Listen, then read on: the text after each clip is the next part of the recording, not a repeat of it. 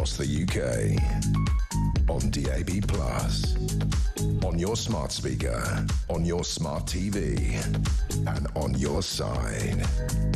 This is Talk.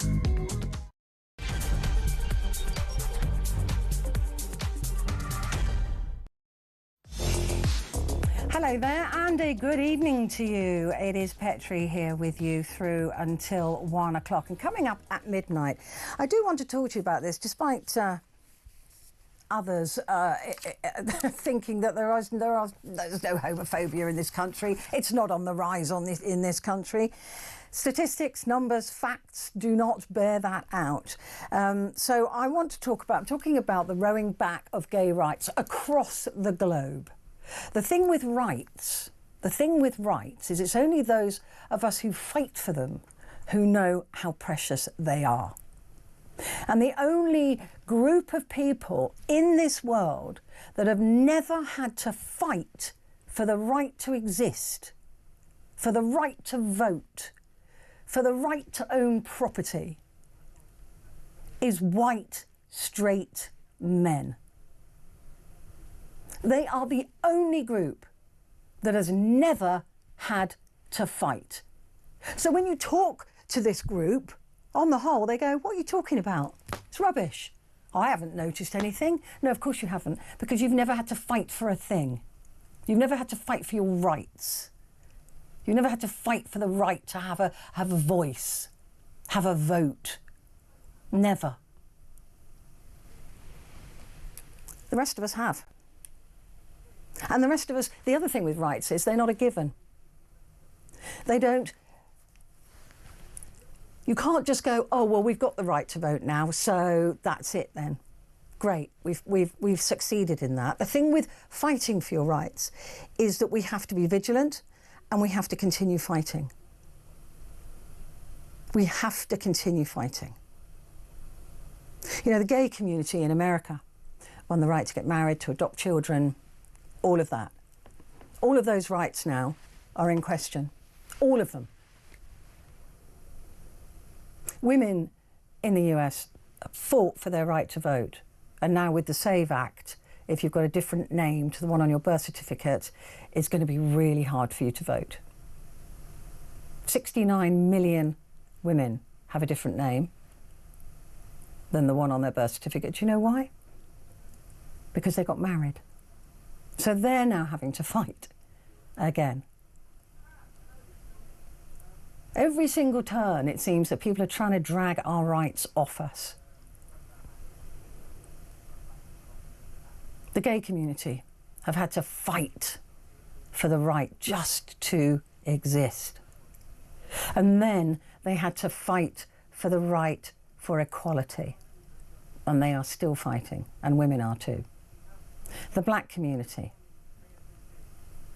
still fighting for their rights. Every day you have to fight to be who you are. Like I say, the only group that's never had to do that, I'm afraid, is true. And that's why that group of people, those white straight men, I don't think understand, on the whole, what it's like to have to fight for those rights. Constantly. And not just go, phew, job done. To constantly be vigilant that somebody somewhere might try to take them away. And this is what's happening to the gay community at the moment. In Hungary, now, Orban is fighting to have the traditional family, to stop gay couples from adopting children. Has now just banned any kind of public marching or gay pride, and threatens them with arrest and fines because they've got face ID cameras. Russia. Don't want to be gay in Russia. Mind you, don't want to be anything in Russia at the moment. So what's it like here? I mean, I've looked at the numbers, I've looked at the figures, and it's not something to be proud of. There is a rise in hatred and violence towards the gay community, towards the queer community. So I want to hear from you at midnight. Have you noticed a rise in sort of that emboldened homophobia, that people now feel that they can behave like that towards you? And we've seen images of lesbians on buses being attacked, or gay couples being worried to walk down the street holding hands, gay parents being concerned about the way their children are treated. We've seen all of that. So I would like to hear from you at midnight. That's going to be the conversation. Do you feel like you're still fighting for the right to exist, to be? That's what I want to talk about. And I want to hear your voices. And we need to hear your voices because, like I said, there's a cohort in this country that do not understand that fight that is constant. The vigilance is constant in those groups of people. So give me a call.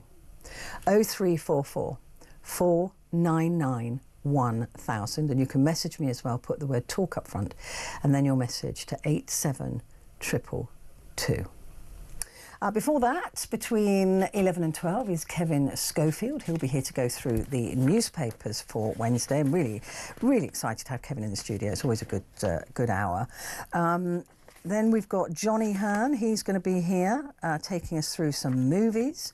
And Andy Lound, our space expert, will also be with us to discuss the latest space news.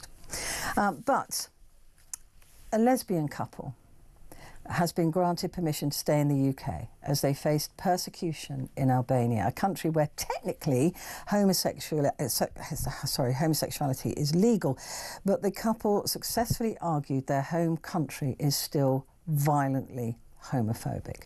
Meanwhile, in Hungary, like I said, lawmakers have approved a controversial constitutional amendment that allows the government to ban public events by the LGBTQ plus communities.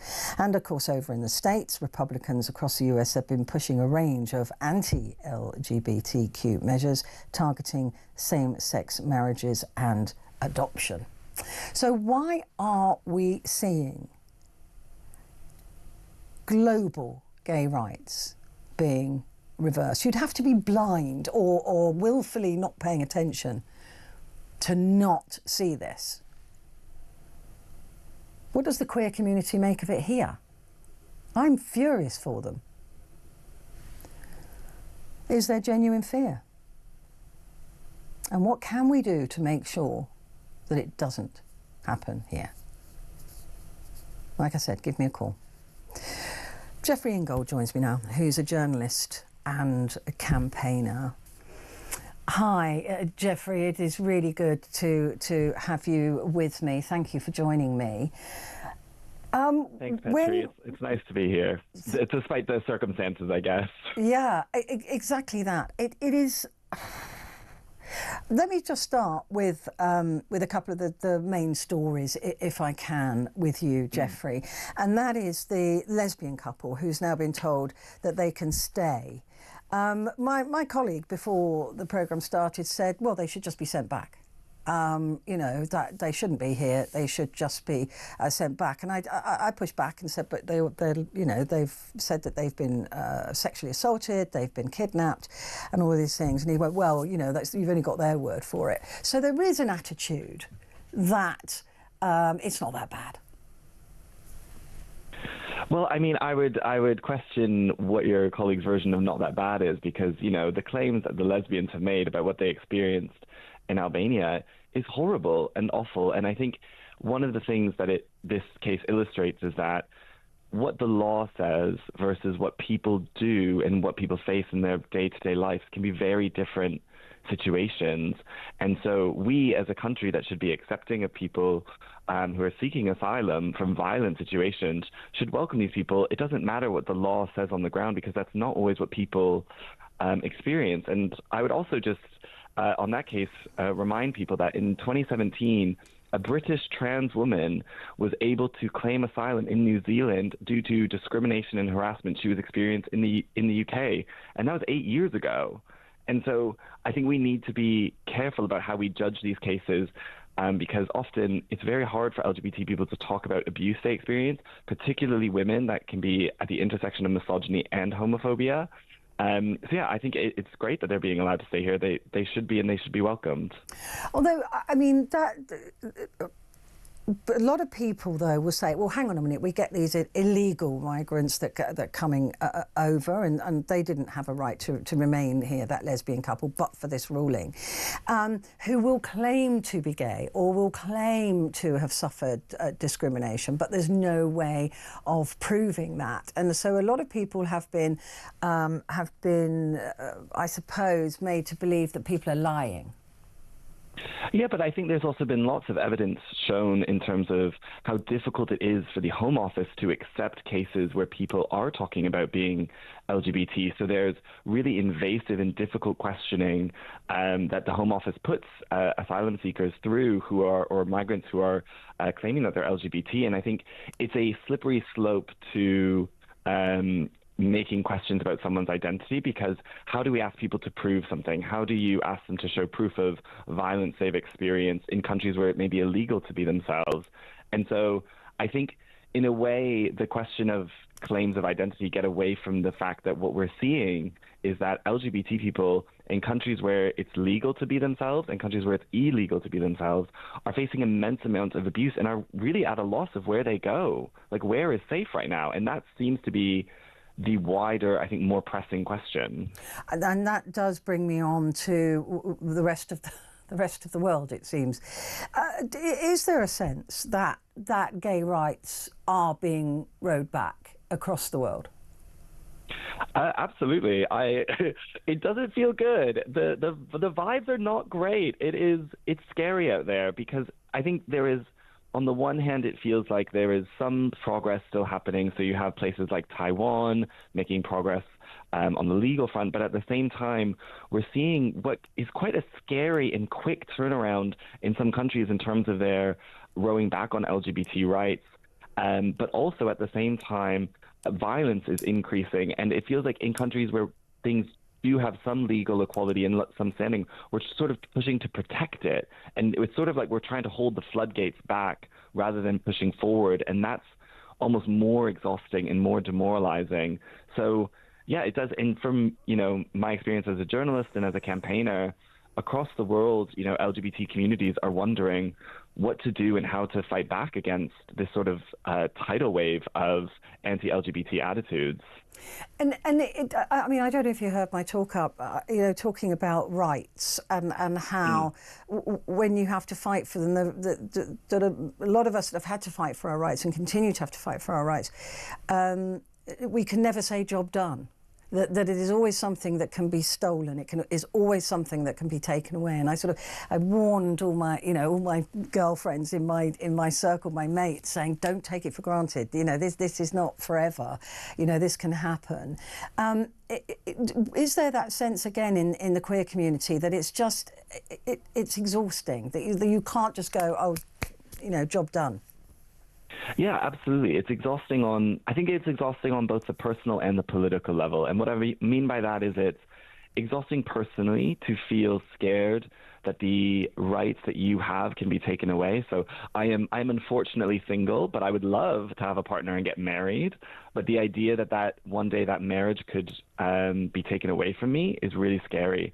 And on a political side, it's really exhausting because we have to keep fighting for things and keep people aware of the crisis that we're under and continue to push people to fight for our rights as well, because things do go backwards. So, this year, Trinidad and Tobago became the first country to recriminalize homosexuality. So they had decriminalized it, and now they've recriminalized it. And so we're seeing this sort of very fragile state LGBT rights are in, and it becomes very scary because then that also has an impact on how safe you feel in your day-to-day life, which then you're worrying about, where you go, where you travel, how you look. And it's very scary. And, we're seeing the same thing with women's rights as abortion in the States, the rights of people of color. Like, we're seeing really dangerous steps backward for lots of minorities, and that's very scary. And when we look at the progress that has been made, and then you look at the United States, which up until less than 100 days ago you would have thought would have been a reasonably safe place to be queer, that actually it is now a lot of lesbian couples, gay couples with children are now deeply concerned that they could have those children removed.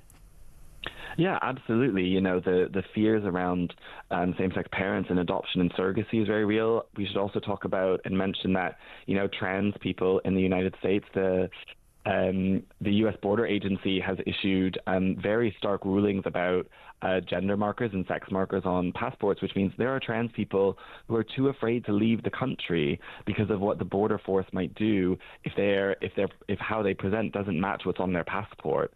And so it's very scary to, I think, and terrifying and hard, I think, for some people. I think, as you said before I came on, I think it's hard for some people to imagine what it feels like to feel scared that the life that you've built and who you are can be taken away from you, not because you've done anything wrong, but simply because you are trying to exist in a world that doesn't want you to be there, or at least that's how it feels to a lot of us right now. And what is the current state in the UK? I mean, I can see by the numbers that it's not good. Yeah, it's not. We've seen rising levels of hate crime against LGBT people for the past number of years, and that's, I think, particularly been focused on hate crimes against trans people. So we had the awful murder of Brianna Jai not that long ago. But we have seen attacks on LGBT organizations, both in the media and by politicians, and that's having a real impact on the safety of people day to day. I have noticed anecdotally with my friends, I live in London, but we have seen like an increase in attacks on public transportation, on the street, and that's having a real impact on how safe we feel to go and be ourselves. And it is. I think sometimes people in this country may think, well, we have some legal equality, we have same-sex marriage, so everything's fine, when actually that doesn't play into what's happening day to day. And we're sort of seeing this radicalization, I think, particularly of young men that adolescence has shown, and that, women are obviously at the brutal end of that, but, misogyny and homophobia go hand in hand. They do. And so there is this violence that is rising, and I think the statistics also only show probably only less than half of the picture, because lots of my friends don't report what they experience to the police because either they get ridiculed or made fun of, or because they just don't think the police will do anything. And so it's really scary out there for a lot of us, and I wish more people would care and more people would do more. Why do you think it is, Jeffrey, that people are becoming emboldened, that they're saying the unsayable now? They're doing what you would imagine would be the undoable, that they feel somehow that it's okay to behave like that? Yeah, Petrie, that's a great question. I think there's 2 points to it. I think one is visibility. I think LGBT people, queer people, have never been more visible, but one of the prices that comes with visibility is that the people who hate you feel more emboldened that you are encroaching on their way of life. And that is, I think, directly related to the violence we're experiencing, because, the people that fought against our rights didn't just go away, and they're not happy about it, right? They are mad, and they're showing that they're mad. I think the other side to this is what we're seeing, not just in the UK, but I think in countries around the world. We are living through incredibly unstable times. There's so much instability. There are so many different crises in the world. And what we're seeing is politicians and government often using LGBT people and other minority groups as scapegoats. And that sort of dangerous rhetoric is encouraging people to take violent action. And so we're seeing that playing out across different countries. And so I think those 2 things, when they come together, are putting queer people in a really dangerous and vulnerable position. And, I'm not entirely sure how we come back from that. But what I do know is that, like every minority group, as you talked about before so brilliantly, we are resilient, and we have fought through many difficult circumstances, and we will continue to do so until we are able to be ourselves without any exceptions. And what would your message be for somebody who may have a queer child, or is listening to this and recognising what we're talking about? What would you say to them? Because sometimes, because the fight's been going on for so long in the queer community, and for women and for people of colour, there is exhaustion. Yeah, there is exhaustion. So I think one of the things I would say is, you know, if you are not queer, but you have queer people in your life, make sure they know that you care about them. You know, they are going through a very difficult time. And so ensure that you're sort of being there for them. If you are queer, or if you're someone who's involved in these fights, make sure you're taking time for yourself to take care of yourself, because if you're burnt out, if you're tired, if you're making yourself sick, that's not helpful. We need people to be strong, and we need people to take care of ourselves so they can take care of other people. The other thing I would say is that, you know, equality and justice has never come easily to anyone, and that is being shown to be so true in these times, but that doesn't mean it's not worth fighting for. Anything you get in life that is worth something is worth fighting for. And, you know, we cannot stand by and let people who want to change the way we live our lives just because we want to exist, they can't win.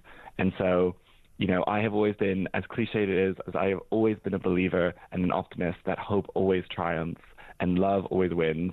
And so I think we just have to remember to show the world that we are there and we love each other, and being there for people regardless of where you come from. And I think showing more humanity to each other from people of all walks of life, that's really, I think, the way forward for all of us. Yeah, I agree. And I also think that cohort that I talked about that has never had to fight to exist need to understand that lots of people are continuing to have to fight to exist. Jeffrey, it's been a real pleasure talking to you. Thank you very much indeed. Jeffrey Ingold there, journalist and campaigner. Quick break, back in a sec.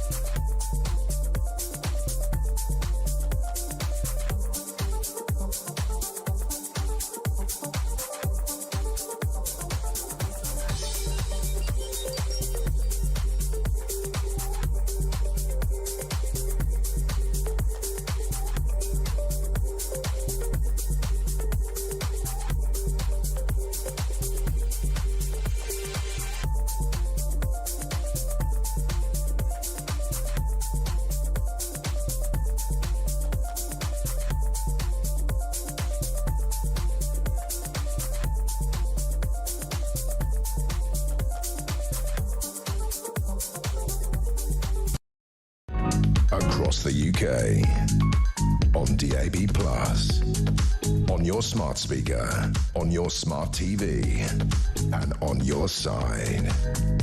This is Talk. Hello there. Right, coming up at midnight is the phone-in. And some of you are getting confused. And I don't want you to be confused, because I want to bring you with me.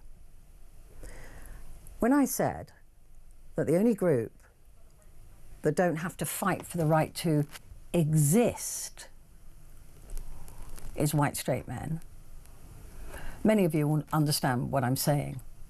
Of course, white straight men had to fight wars, as did gay men, as did lesbians, as did black men, as did brown men, as did men from all over the world have to fight in the First and the Second World War because we are part of the Commonwealth. So while I appreciate that white straight men died in the trenches, I also know that gay men died in the trenches and lesbian died doing spy work and black men died in the trenches too. What I'm talking about is not fighting, it's for the right to exist. Since the peasant classes had to fight, and that's a good point, Stuart, and thank you for making it, that the peasant classes had to fight for their right to vote. Those men got that right to vote way before women did. Way before women did. So you don't still have to keep fighting for that right. That's the point I'm making. You don't have to worry that those rights are going to be wrenched away from you. And that's because the world is generally run by white straight men. They're the ones that are in the positions of power, and they are not going to be taking your rights away from you if you live in a predominantly white country, right? So I think it's not even nuanced, what I'm saying. It really isn't. It's really simple. We know that white straight men had to fight in the trenches, but as I said, and I will say it again, so did gay men, so did black men, so did brown men. They all died equally in those trenches fighting for our rights to exist. So I'd like to think that white straight men are still keen to fight for our rights to exist. Right, for equal pay, which only recently Birmingham Council was caught out not doing, and many companies still don't do. The right for the equal right to vote, which can be taken away, as we've seen. We're seeing it around the world. It's happening. So that's what I'm talking about when I'm talking about those rights that the gay community, the queer community have to continue to fight for, because they can be, and they are, being taken away. So you literally have to be, I don't know, I can't even say the words because I'd get into trouble, to not recognise what's happening around the world right now.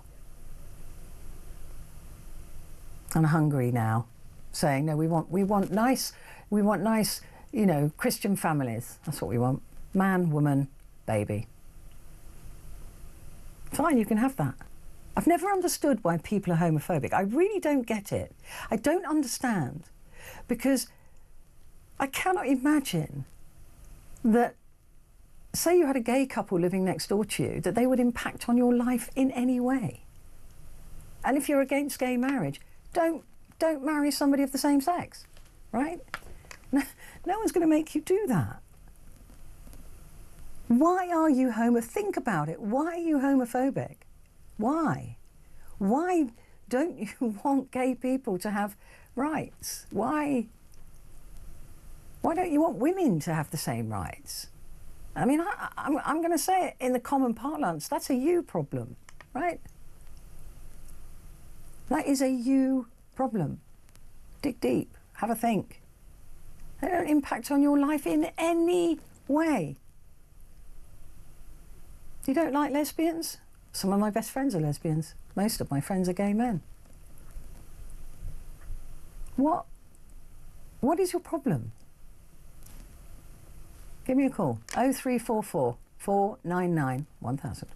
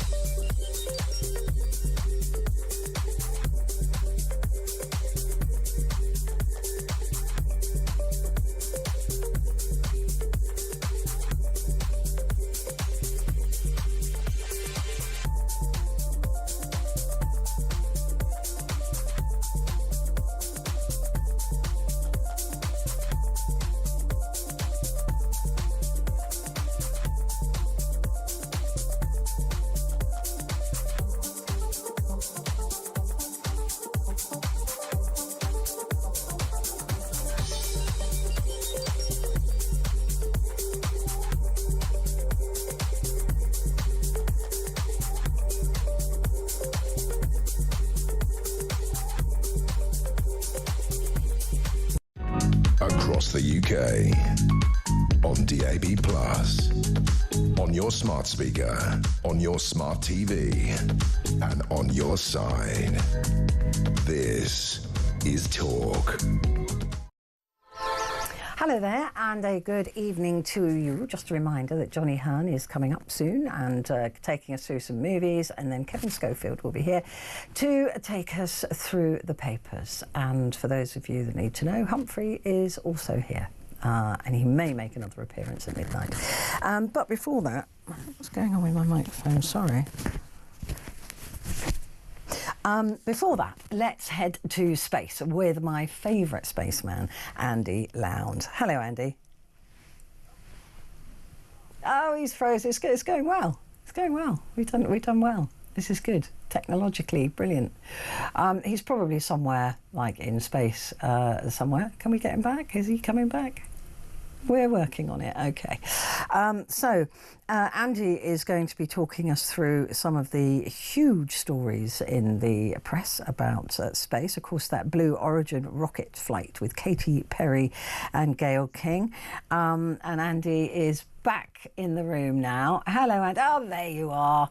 How are you doing? Lovely to see you. Where are you? Well, this is behind me are the astronauts who flew up with Katy Perry and her colleagues who flew up into space. Are they astronauts? They've beaten the Kármán line, so now they're astronauts. Oh, yes. okay. That's it. Once you beat the Kármán line, you can technically be called an astronaut. So it's the term used to be just reserved, it seems, for people who were doing scientific work and who things were like qualified. that. Yeah, But technically speaking, if you've beaten the Kármán line, you should be you're called an astronaut, who've got astronaut wings, but you're not employed as an astronaut, if you know what I mean. Right. Right. What did you make of this? Were you impressed by this, or this was just a tourist flight, wasn't it? Really, well, for rich people. It's a double-edged thing. This is, yes, it is a bit of a touristy thing, and from my personal point of view, it's nice to actually go up and do some work.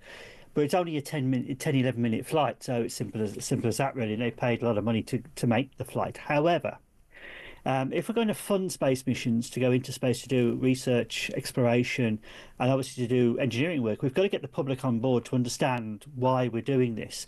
And as a species, as a united species, and it doesn't matter what colour you are, what your sex is, what your orientation is, it's irrelevant. Remember the human species. This is a good way of actually emphasising that. And I think someone like Katy Perry especially, who, as far as we know, had no particular space interest prior to going up. I'm sure a publicity officer thought this was a brilliant idea. But the reaction that all these people got after they went up and came back down was so staggering.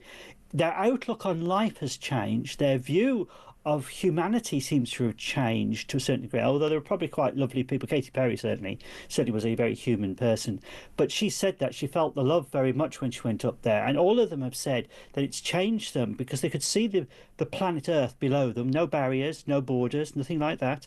It felt quiet, and then they could see the vastness and darkness of space, and you saw then we were a blue ball in space. That is where we live, and it looks a lot more fragile up there looking down than it does down here looking up.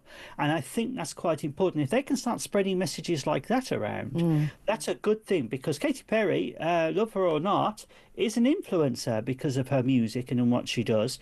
And the music she will be inspired to write now from this will be quite important, and I think that will be quite interesting.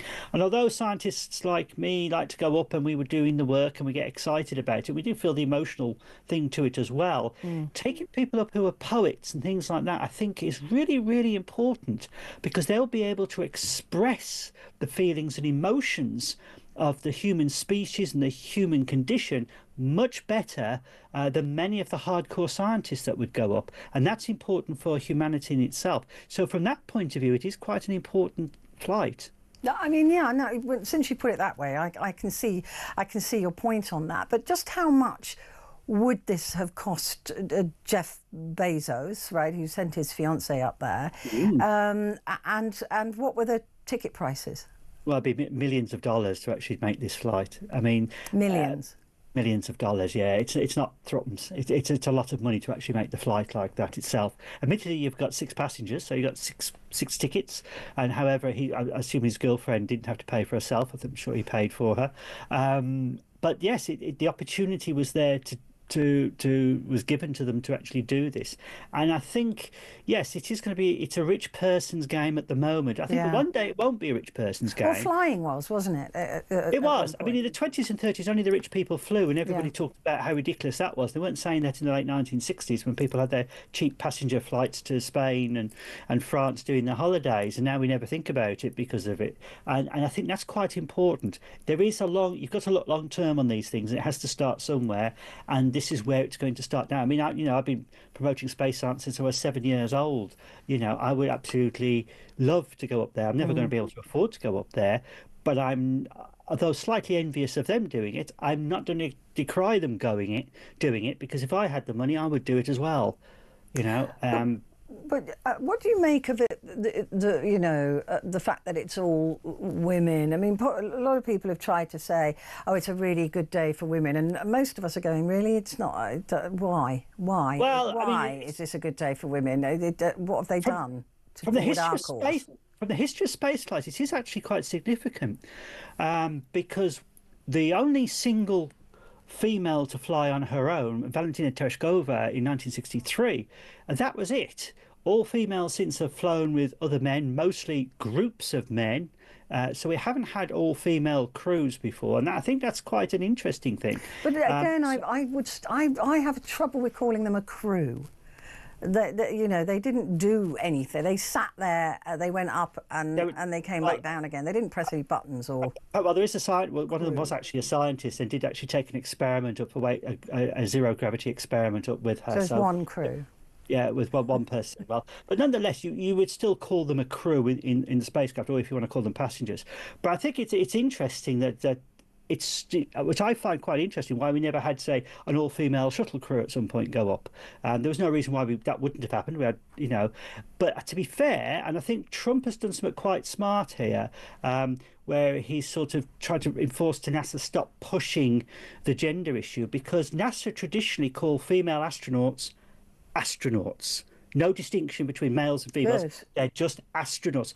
And that changed a little bit when they had to really emphasize people's genders and things, which I think is really ridiculous, because we don't need that. You're either an astronaut and you fly, and you're a crew member, you're a scientist or whatever, mission specialist, that's it. And I think that was quite an important issue. There's obviously a PR thing. They want to push the female agenda here. And if you look at things like Oprah Winfrey being one of the friends of one of the people that went up there, who was very keen to push particular agendas a little bit. There's always a danger that this becomes too politicised, and then you lose the actual excitement of what actually they've done. Which, to be fair, I don't think Katy Perry and any of those people have actually done that. They're just trying to point out how wonderful it was, and that everybody would be wonderful to experience such a thing, which may happen one day. I think it was very exciting. I mean, I was doing live coverage of it for another channel, and got carried away, as I always do, with a rocket launch, because it's so exciting, and seeing them come back and the separation, and thinking, wow. And he saw Perry come back and punch the sky, and yeah, that's right.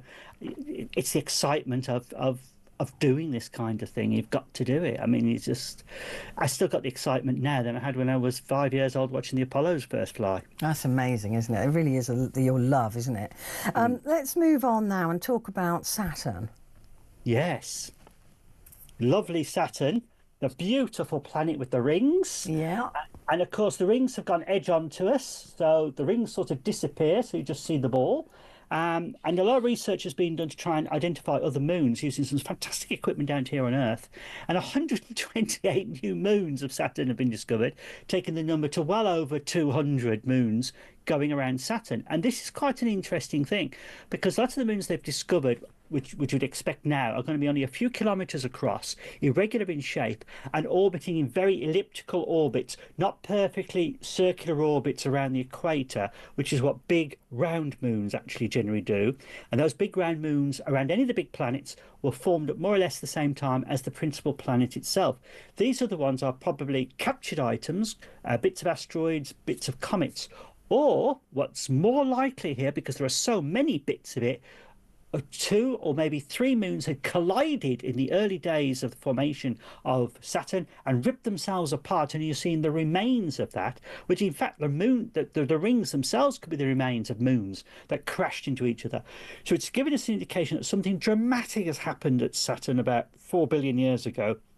It didn't happen with any of the other big planets. And the ratio to small moons to large moons on Saturn is the largest of any other planet. And that is really bizarre to actually see that. So this discovery is quite astounding, because Jupiter has the largest gravitational field. You'd have expected that to have more moons than anything else. It doesn't, but Saturn does. It's given us an indication of how Saturn evolved, how different the area of Saturn is, and perhaps how dramatic the area around Saturn was. But it's a fantastic discovery and quite breathtaking, really. So a moon is literally a body that travels around a planet.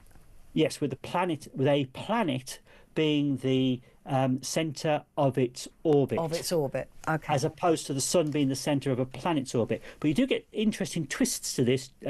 You have things like dwarf planets such as Pluto, which has 5 moons, and you also have some asteroids which have their own moons as well, which are interesting. But those moons are often being objects which have been blasted off the surface of them and have sort of got trapped in orbit around them. But yes, it's quite. I mean, in the case of Saturn, Titan, its large moon, in fact, it is larger than the planet Mercury and could actually be a planet in its own right if it was in a different orbit. Quite a remarkable world in its own way. Wow, all these discoveries are really, really exciting. Andy, thank you so much. Looking wonderful as ever. Andy Lound there, who's my favourite space expert. Stay where you are, it's movies next.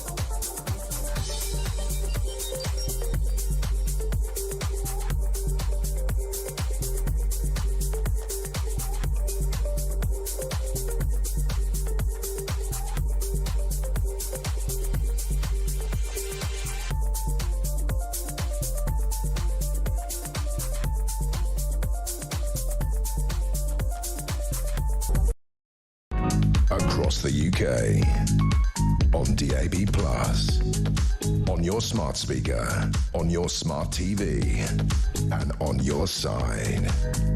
This is Talk.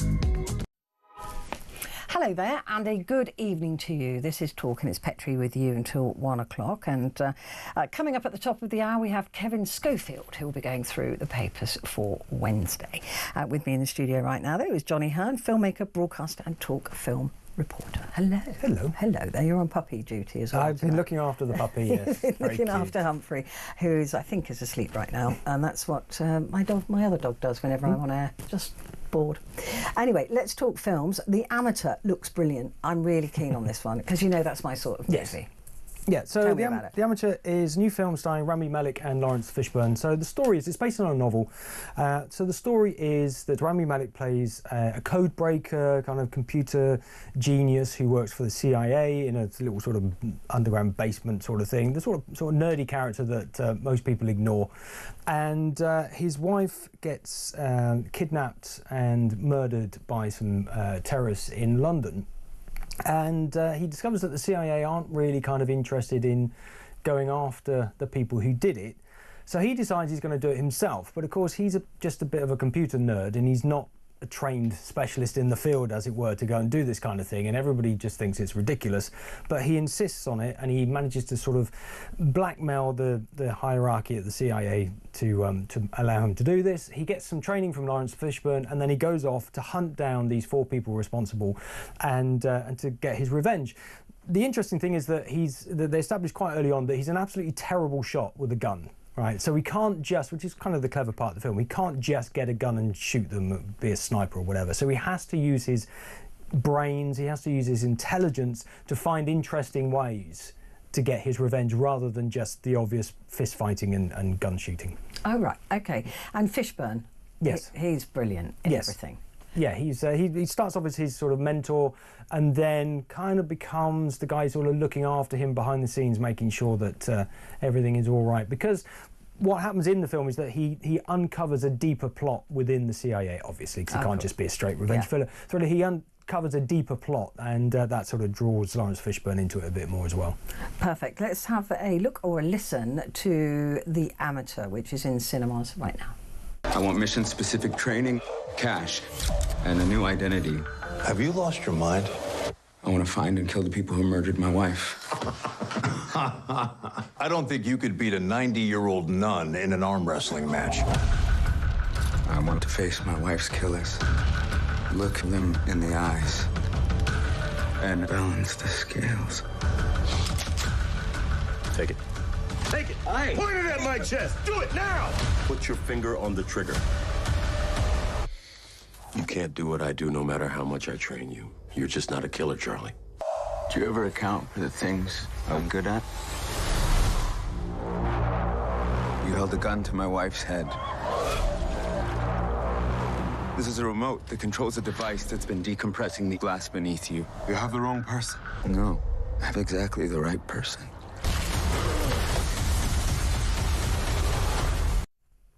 Looks good. Yeah, I mean, the story is not the most original in the world. You know, somebody's wife gets killed and they go out to trying to get their revenge. That side of it, if you look at it on that base level, then no, it's nothing original. But what is clever, as I said, is the way that it is done. The fact that he doesn't just use the obvious of going out and shooting people or fist fights and things like that, which kind of sets it apart from the sort of Jason Statham kind of movies of the same plot. It's a lot more intelligent than that, and it's very clever the way that he does go about getting his revenge, as you saw and heard in that clip about the swimming pool and everything. So it is, you know, it looks great as well. It's very spectacular. It's shot, you know. And I love Rami Malek as well. You know, it's a bit sort of Bondish. You know, there's Paris, there's the south of France, there's Turkey, the UK. You know, there's a lot of locations and everything. It's very visually, it's very good. The 2 main characters are brilliant, as you would expect, and I liked it more than I thought I was going to, so which is a good thing. That is always a good thing, and it's a 12A as well, and there's only a few days left of the Easter holidays, isn't there, for people to go and see it. What about The Return? So The Return is an adaptation of part of The Odyssey. So Ralph Fiennes plays Odysseus, who finally returns to Ithaca. I'm having to read this because I can never remember all these names. After the assault on Troy, and he's been away for 20 years. He is the only one that comes back. And because he's the only one that comes back, he's a bit bedraggled and nobody can recognise who he is. And because he's been gone away for so long, everybody's been hounding around the Queen saying, you've got to marry somebody else. Look, it's obvious your husband's dead, right? The country's about to fall apart. You need to marry somebody. And so loads of people have come in to woo her, his wife, played by Juliette Binoche. And Ralph Fiennes, as Odysseus, turns up on the beach, gets washed up on the beach, but he doesn't announce who he is straight away because he's ashamed of the fact that he's the only survivor. and he thinks that the population will turn against him because he led all of their, you know, their husbands and sons or whatever to war to get killed. And so he comes back and just sort of bums around a bit for 2 hours, and then eventually people start to realise who he is, and then eventually he sort of thinks, well, okay, maybe I ought to sort of say who I am, but maybe not, and just, yeah, that's about it, really. That's it, really. It sounds really, I just...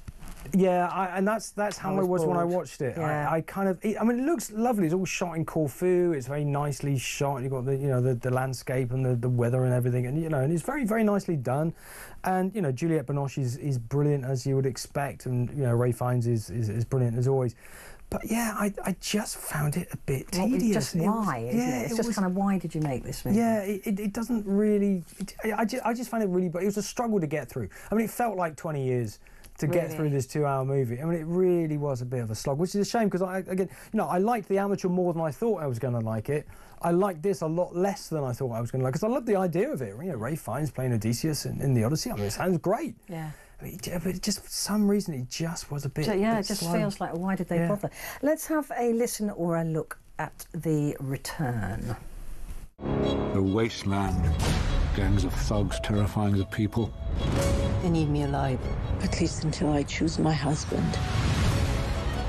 Mother, we can't live with those savages anymore. I will choose soon, when I finish my wedding cloak. That woman's making a fool of you. I know who you are. A tramp! If I were free, I'd fight for what was mine. I'd fight for my people. What will the people say when they see I have returned alone? That I led all their men to their deaths? This land is ruined. I sacrificed it for him. Who are you? How can men find a war but not find their way home? Some war becomes home. Yeah, no.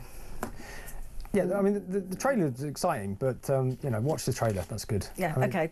Well, I have, Yeah, and that's enough for me. Thank you very much indeed. Well, 1 out of 2 is not too bad. Talk to me about Kevin Bacon. I love Kevin Bacon. What is your degree of separation? I have unofficially, I have a Bacon number of 2. Although if you search it, it won't come up yet, because the reason why I have a Kevin Bacon number 2 is because I acted in a movie with Ray Winstone last year, and Ray Winstone has acted in a film with Kevin Bacon, so therefore I have a Bacon number of 2. But that one that I did with Ray Winstone's not on IMDb yet, which is what they use, so it won't come up. But as soon as that comes up on IMDb, then I will have it. But I do unofficially have a Kevin Bacon of number of 2. Yes. So do I. Do you? Yeah, my son met him in New York. No, that doesn't count. It's not meeting. You've got to have worked with. No, but I know you haven't got to have worked with yes, him. My son, well, I have worked with my son.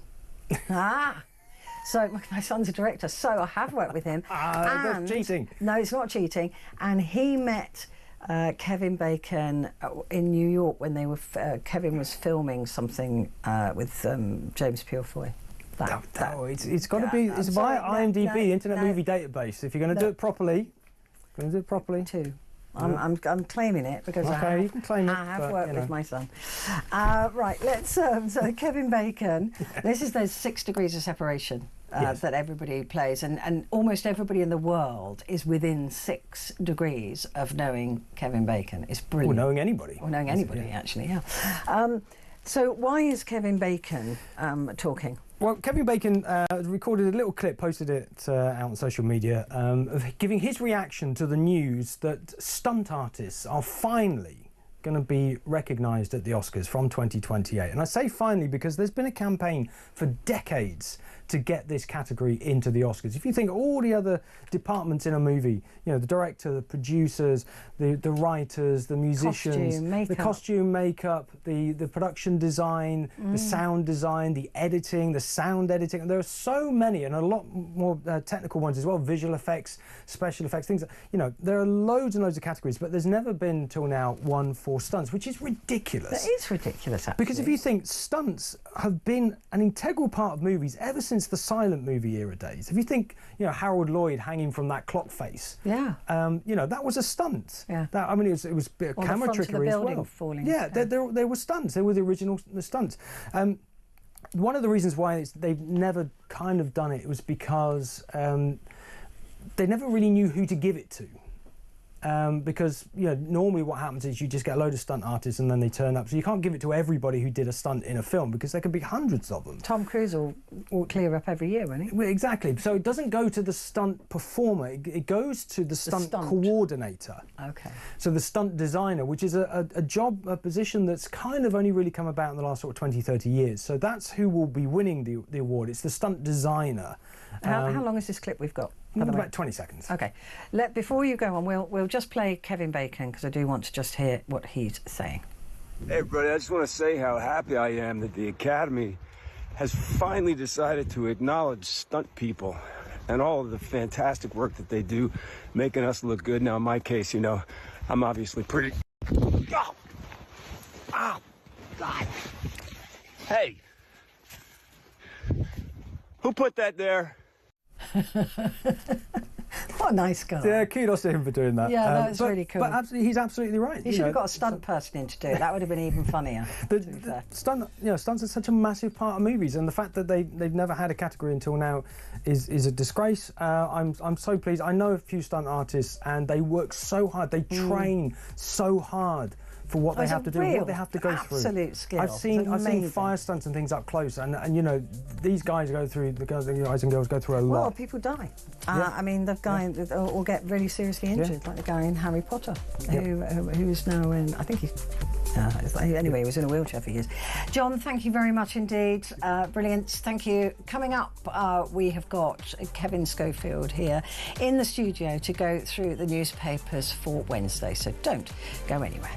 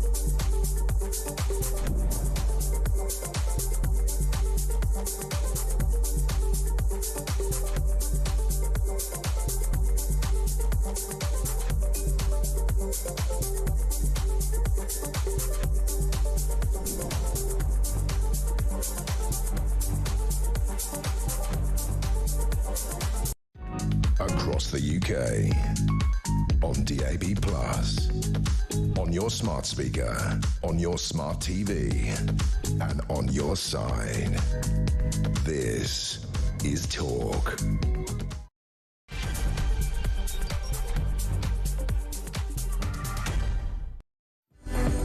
Hello there, it's good to have your company, and for the next hour we are in the company of Kevin Schofield, political editor at the HuffPo UK. I'm just working. I'm just trying to. It doesn't even matter. HuffPost UK, HuffPost, Huffington Post. Yeah, I'm trying to make you cool. You're fighting a work, losing battle. It's just not going to work. I tried. Impossible. I tried at the Huffington Post UK.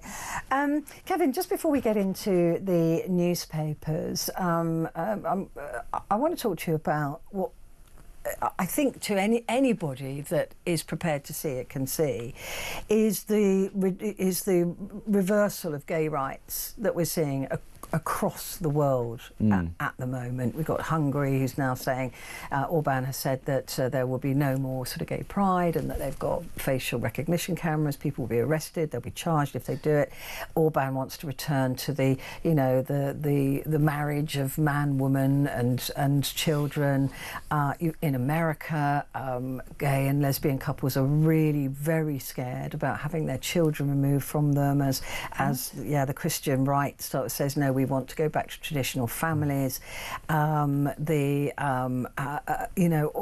of those rights there. Then you have Albania, where we've allowed a lesbian couple to stay in this country because they say that they were kidnapped and sexually assaulted for being lesbian because they were spotted giving each other a kiss on a bus. The numbers in the UK are also horrifically rising of homophobic attacks and just general homophobia. There seems to be an emboldenment. And I made a point earlier on, which a lot of people are struggling with. And that is that if you've never had to fight for your right to exist, I don't think you can understand what it's like to be vigilant at the potential of losing those rights. And the one group that is the best protected in this world is white straight men. Black people have to continually fight for their rights. We're seeing that in America as well. Gay and queer are having to fight for that, and women constantly. We have to be vigilant that our rights aren't taken away.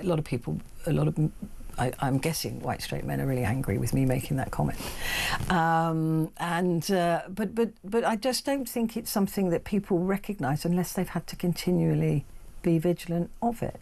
Would you agree with that? Yeah, you don't appreciate the privilege that you've got because, as you say, you've never been a minority. Speaking as a white straight man, I've got it pretty easy, really. And a lot of the countries that are rowing back on gay rights, of course, are led by white straight men. Yeah. So they're not going to take white straight men's rights away, is what I'm saying. No, exactly. But it just shows that progress isn't linear. It's not in a straight line.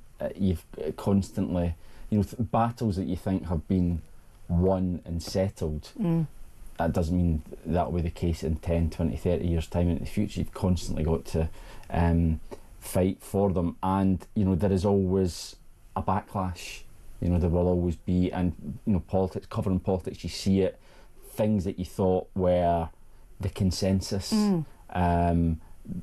suddenly aren't the consensus, or there is a sizable minority willing to push back against it, and there will always be politicians willing to tap in to that fear, hatred, for their own advancement. People are becoming emboldened to be nasty. And I think social media's got a lot to do with it as well. So? I think it gives a lot of people a voice to say the unsayable. Yeah, and they can say it behind the cloak of anonymity, and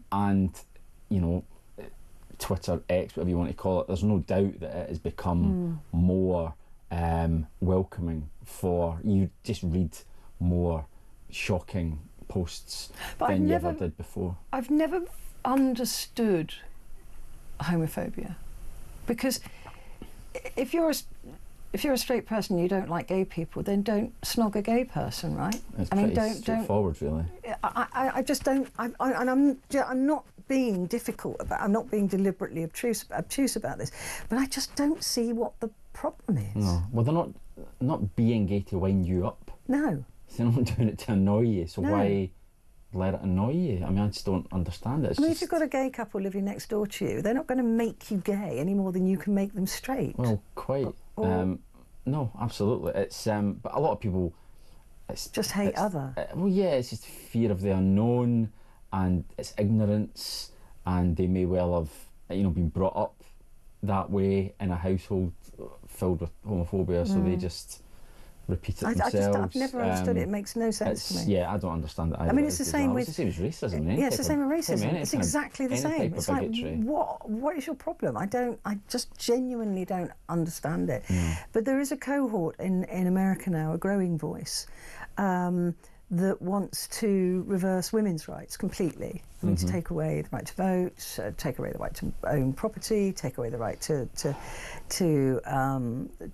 work. And this is a sort of Christian fundamental ideal, the 2025 ideal, Project 2025 ideal of this traditional. This is the way it was, and this is the way it worked. Well, it is the way it was, and it is the way it worked for men. It didn't work for anybody else. Yeah. But they want to take it back to then, and I'm seeing a real swing around the world, not just here, but of this hankering to go backwards. Yeah. To this fabled time where everything was perfect. Well, yeah, they have this utopian idea of a period of history which they had no experience of because it was such a long time ago. Yeah. But for some reason, they don't like the way things are now, so they think, well, it must have been better in the past, or what was different then than now. Oh yeah, there's all these... Women didn't work. Minority rights didn't exist then. You're right, women didn't have the vote. Homosexuality was illegal. Things were better then. Yeah. Therefore, we have to go back to that. It's bizarre. But, as I say, it does... You have got politicians now who tap into that, so yeah, they do. They will see a president in the White House who they think speaks for them and will have their back if they say nasty things. It's so depressing for everybody who I'm talking about the black community as well as the queer community and women and everybody that has to be constantly vigilant, like I said, of their rights not being removed. And it's blooming exhausting because there is a cohort of people who just shout at you and go, well, what about all the men that died in the trenches? All those white men. And I go, well, yeah, but black guys died there too, gay guys died there too, women died doing spy work and all sorts of different types of work in munitions factories being blown up. I just get bored of that argument. The fact that a lot of people can't see the privilege that cohort of men have got now. No, I mean, see, white straight men have had it pretty easy for a long time. And that's not to say that every white straight man has the perfect life. No, obviously of course not. Well, I'm but not you don't saying have that. to fight to be. You don't have to fight to exist as a white straight man. Yeah, no, exactly. Right, it doesn't even occur to you. Not at all. You wouldn't even think, you wouldn't give it a moment's thought. Whereas I suspect a gay person leaving their front door has got to think, how much of myself can I show? Totally. How can I will the people on the bus allow me the right to exist as a gay man? Yeah, it's shown. And that's horrific. A public display of affection to my partner, is that going to get me a punch in the face? Will my right to exist in this way cause me to have violence against me? Yeah. And as most women understand that, will being a woman going out late at night to walk your dog or whatever, will that, my existence as a woman, cause somebody to be violent against me? And that is something all women, we don't even know we're doing it now. Well, my wife saying to me, I bet when you're walking home from the tube late at night, you don't even give it a second thought. But as a woman, you do. Yeah. You're just you might have your door key in your hand. You're just vigilant. Yeah. You're just much more aware that you are at risk. Yeah. Whereas. But it's that. And it's true. I've never thought of it. A lot. Well, you why don't realise how Why would fortunate. you? But you don't realise how fortunate you are. That Yeah. you don't have to worry about. Well, that. you've got daughters now, so that you will be more. Absolutely, you will definitely. be more thoughtful about 100%. that. Yeah. And it's just that I'm not talking about the fact that men have had to fight. Peasant men had to fight for the vote from other white straight men, had to fight for the vote or the certain things that. But you never had to fight to exist to be. No, exactly. It's just a and you take it for given. granted. You take it for granted because it's just the way. It's the society you were born into. So you've never known anything. You've never different. known any different, and I don't begrudge it. I'm not the somebody rampant man hater, as you know. You've known me for a long time. Yeah. But I just think that there has to be a bit more awareness from a group of guys, from a group of people who can help us, who can actually stand up and go, look, I totally get your point. Instead of going, well, we fought in the trenches, and I'm going, well, that's not what I'm talking about, right? And women are now in the army, and if we do go to war with Russia, there will be women fighting in the trenches, and there'll be lesbians, and there'll be gay men, openly gay men. There may even be some trans soldiers fighting in the trenches. That's not what I'm talking about. I'm talking about the right just to walk down the street and not be victimised by what and who you are. And I think that is a subtle difference. I mean, not that subtle, really. But so, I mean, this rowing back of gay rights, I mean, I'm kind of shocked by how... Well, as I say, yeah, absolutely, because, you think that these battles have been won. Yeah. You know, that back in the 60s it was legalised, it was legalised, and you think there's been progress in the age of consent being brought down, and, or going back to... Gay marriage, all these things, and you think, well, that's settled now. Yeah. But it just shows you have to keep, be vigilant and keep fighting for these things, because they can, as easily as they were given, they can be taken away as well. Exactly. And I did point to as well Birmingham City Council, who's just been landed a huge bill because it hasn't been paying men and women equally. So I mean, that's why it's bad. People say, well, we've got equal pay now. It's like, have we? Well, not really. Not really. There's a law that says you should, but there's in a law reality, since the 70s that says you should, but we've just had proof that people will try and get away with it if they can, and that's the state of it. Anyway, let's have a look at the USA Today. They've got Rory McIlroy on the front there, and he's not American, but I suppose it's a big deal. Oh, well, he won the Masters and also the Grand Slam, all 4 golf majors. I stayed up way past my bedtime. Did you? To watch it. Well, you watch golf? Well, I like golf. I like watching the big the majors. I used to play quite a lot when I was younger, and obviously wanted Rory McIlroy to win. I can see you in a plaid shirt. Trousers, baggy trousers, and the +4s. The +4s. I can definitely. I've got that image right in my. I've never worn +4s, but I wouldn't rule it out. Listen, tartan +4s. That's for you. You'd be quite fetching. I think you'd look great in that. With the socks with a little tag on them. Yeah. Oh, I might give that a go. Maybe wear that the next time I come in. But yeah, so obviously it went to a playoff, and I thought it was going to be a 4-hole playoff, and it was midnight by this point, and I said to my wife, she's a bit of a night owl, I says, I'm going to my bed. I found it in the morning, and I was just dropping off, and she phoned upstairs to say, he's won, because it was only 1 hole. Oh, really? So if I'd known, I'd have stayed up. Oh, no. So I actually missed out. Sat through the whole 18 holes, like 4.5 hours, and then missed the denouement. But anyway, I'm glad that he won. That was the main thing. Yeah, it's good to see him on the papers there. This is a couple of stories here. Deported father will stay in prison. I don't even know where to go on that. I mean, Kevin. it is absolutely extraordinary. I mean, the government, I was reading on the way in here, so the government lawyers admitted that he was deported by mistake. There had absolutely no grounds in which to do it. Administrative mistake. Administrative mistake. But the lawyer who admitted that has been sacked.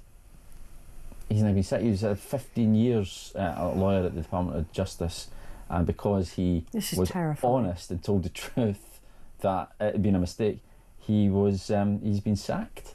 And now the president of El Salvador says, well, he doesn't have the power to return this guy, and even though the Supreme Court have said that they've ordered the Trump administration to facilitate his return, but Trump is in no mind to do that, and the El Salvador president doesn't want to send him back. So he's sort of caught in limbo now, but it's such a dangerous Precedent now shocking. where you've got a president willing to defy and laughing the with Supreme Berkeley, Court. actually, about the fact that they're not going to bring him back. They thought it was hilariously funny. Yeah. Of course, they've both got the right to extradite this man. Of course they have. Yeah. My fear is that there's nobody to extradite. And that's the problem here, that he's been killed. Yeah. That's what I believe. And they can't admit to it, and it would cause mayhem if it was ever admitted to. So Berkeley said he's going to stay there for the rest of his life, even though they have every power as these two presidents to return him. Yeah. And as we say, he shouldn't have been deported in the first place. But I yesterday as well, Kevin, I was suggesting that this could be a test case for when he wants to send American citizens to these prisons, because he's spoken about he's ignored the Supreme Court. Totally ignored it. So, the whole system collapses if you don't obey the Supreme Court. Absolutely. Because there is no repercussion. No. Well, he was caught on a hot mic saying to the guy, and you might have to build a few more prisons. Yeah. So homegrowns. Homegrowns. Really, really worrying. Harvard, this is an interesting story.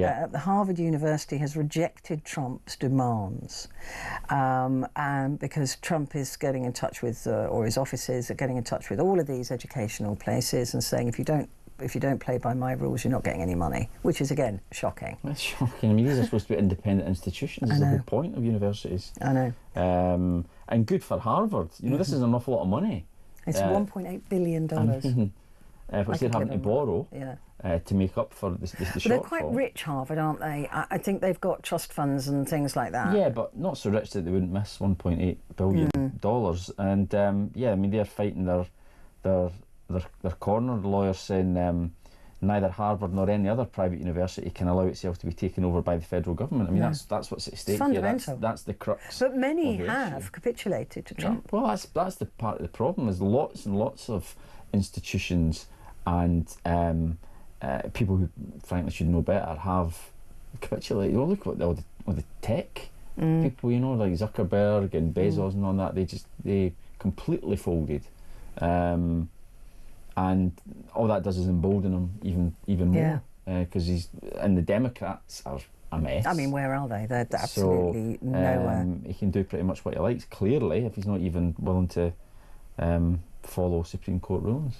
And the President sets a target on the National African American History Museum. This is, again, horrific. Horrific, yeah. Now, the detail isn't on the front page. I was reading it earlier, but what it does have on the front page is basically why it's so important, this museum.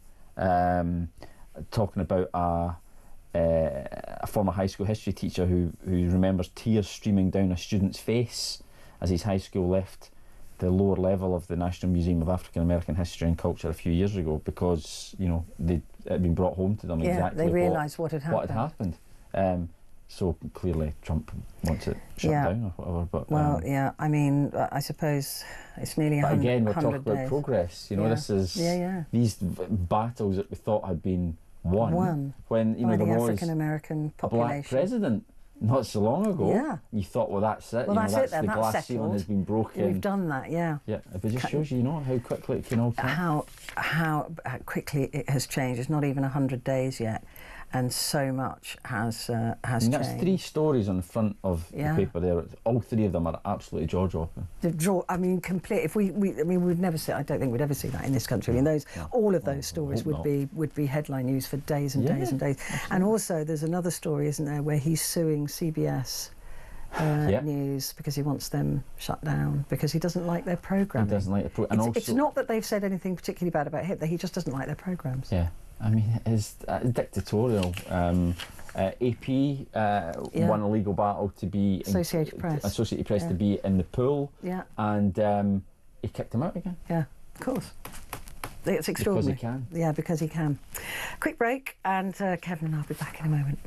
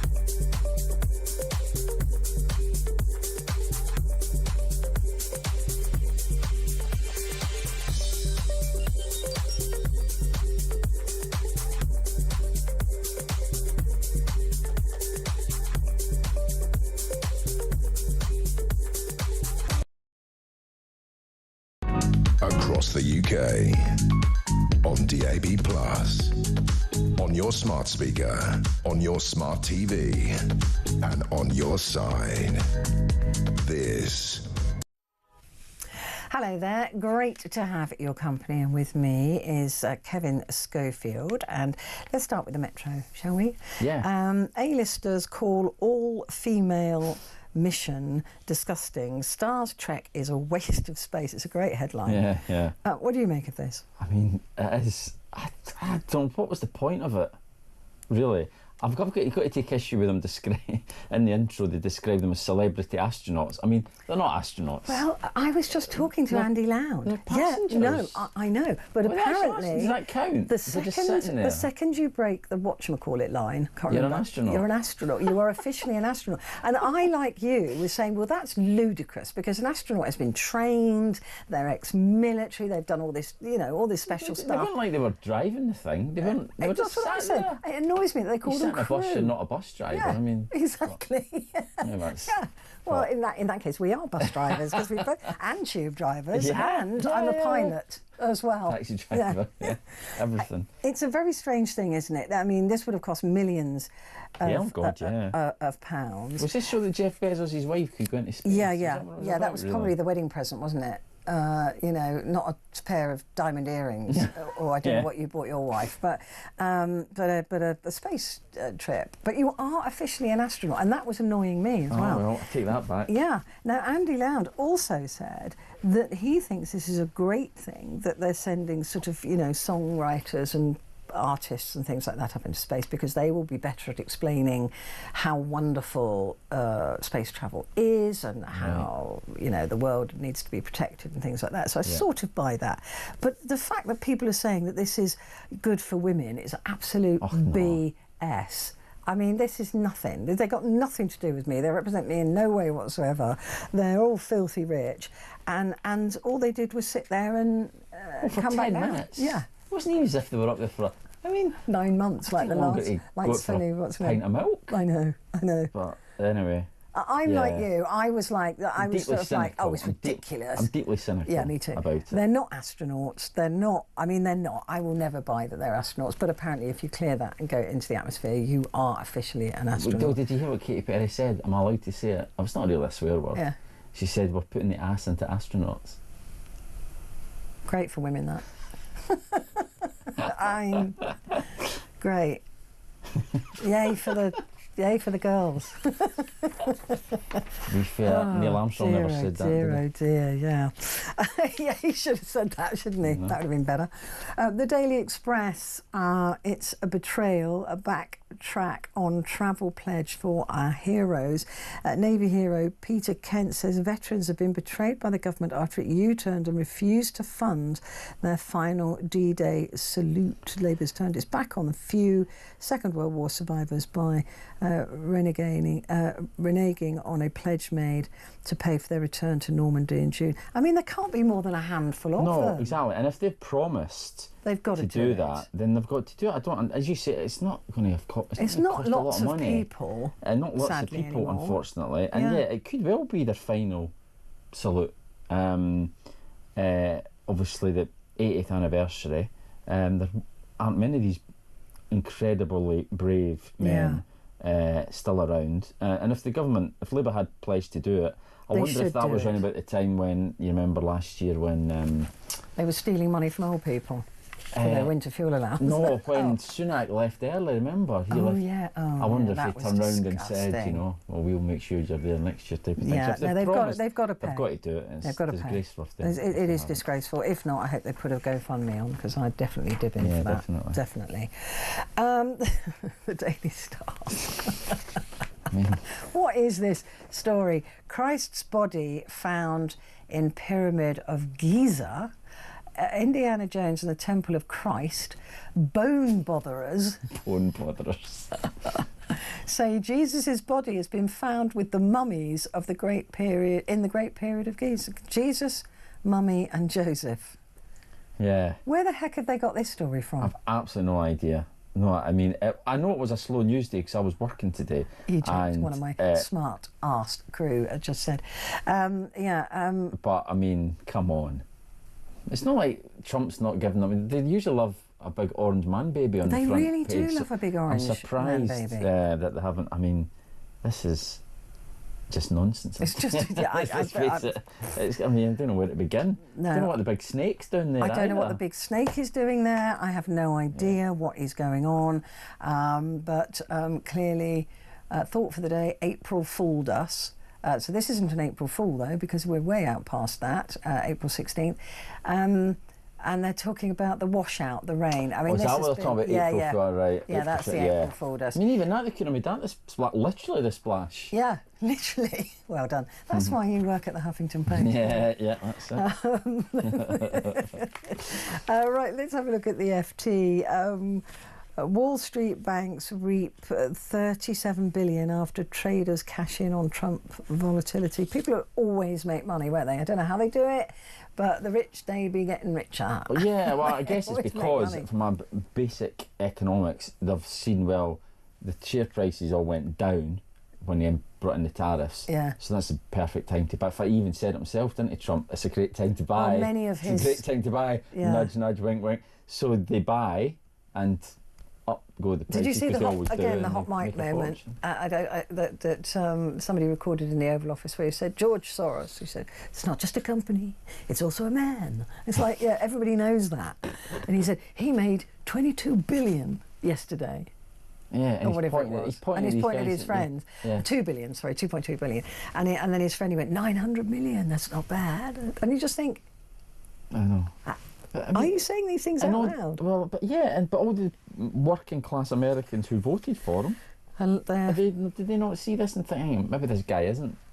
No, I don't us. think so. I think that a lot of people, even though they've seen their retirement funds crash and their student funds for their kids to go to college, lose loads of money, it's they just believe in what he's doing, and you know, nothing. I don't think anything will persuade them otherwise. No, clearly. Hermes bags top spot as exclusivity shields it from wider luxury sell-off. This is the interesting, when markets go down and people feel poorer, luxuries go up in price. You know, like champagne, people will buy themselves, rather than buy a new car, they might buy themselves a new handbag or a bottle of champagne rather than going to the theatre. So you see these really weird fluctuations in the market. But are Hermes bags, are those good bags, are they? I'm not a bag collector. Right, I'm guessing they must be. They are. I know Hermes bags are good. yeah, I've got a couple of Hermes scarves that have been bought for me by various boyfriends in the past. I don't even know where. No, I do know where they are. I don't wear them. They are a luxury brand, and a lot of companies, because they charge a fortune. I mean, you know, some of these bags, like the Birkin bag, it's just literally a bag. Like my bag there, just a black leather bucket bag. But they're 38 grand. What? 38 grand for a bag? Yeah. Your poor wife.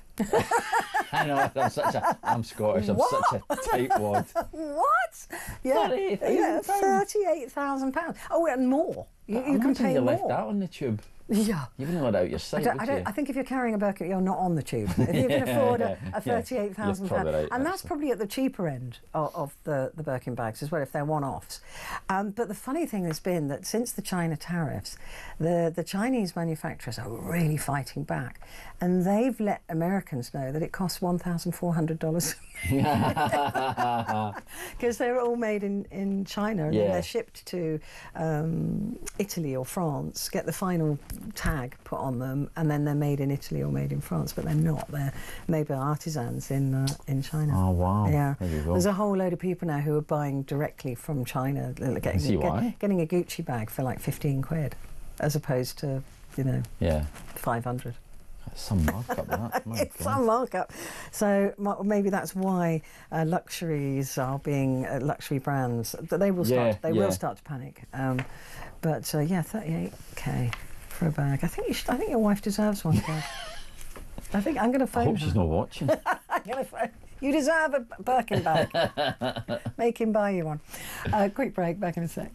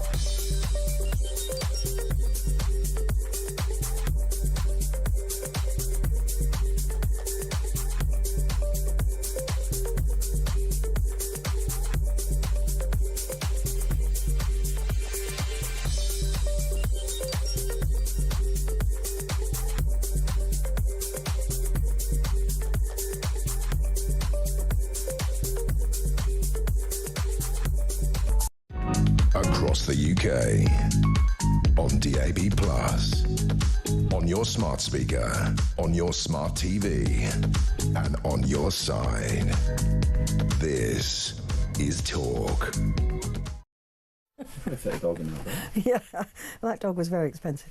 No, hello, very nice to have your company. I was just showing Kevin my shoes because I said I'm not a bag or a shoe girl, and I've got boots on, like bobber boots. Yeah, I just don't collect that stuff. I just think it's I mean, eye-wateringly expensive. And you see the sort of the Kardashians, whatever, and they've got a room filled with Birkin bags. You know, each one of them probably more expensive and exclusive than the last. And whether they're given them to carry them or they buy them, I don't know. But it's just like crazy. I could not justify that. Even if I was a multi-millionaire, I would not do it. No. I just couldn't. It would be stupid. Yeah. Anyway, let's have a look at Kevin Schofield is with me, by the way, from the Huffington Post, and let's have a look at the Sun newspaper. Oh gosh, I thought this had gone away.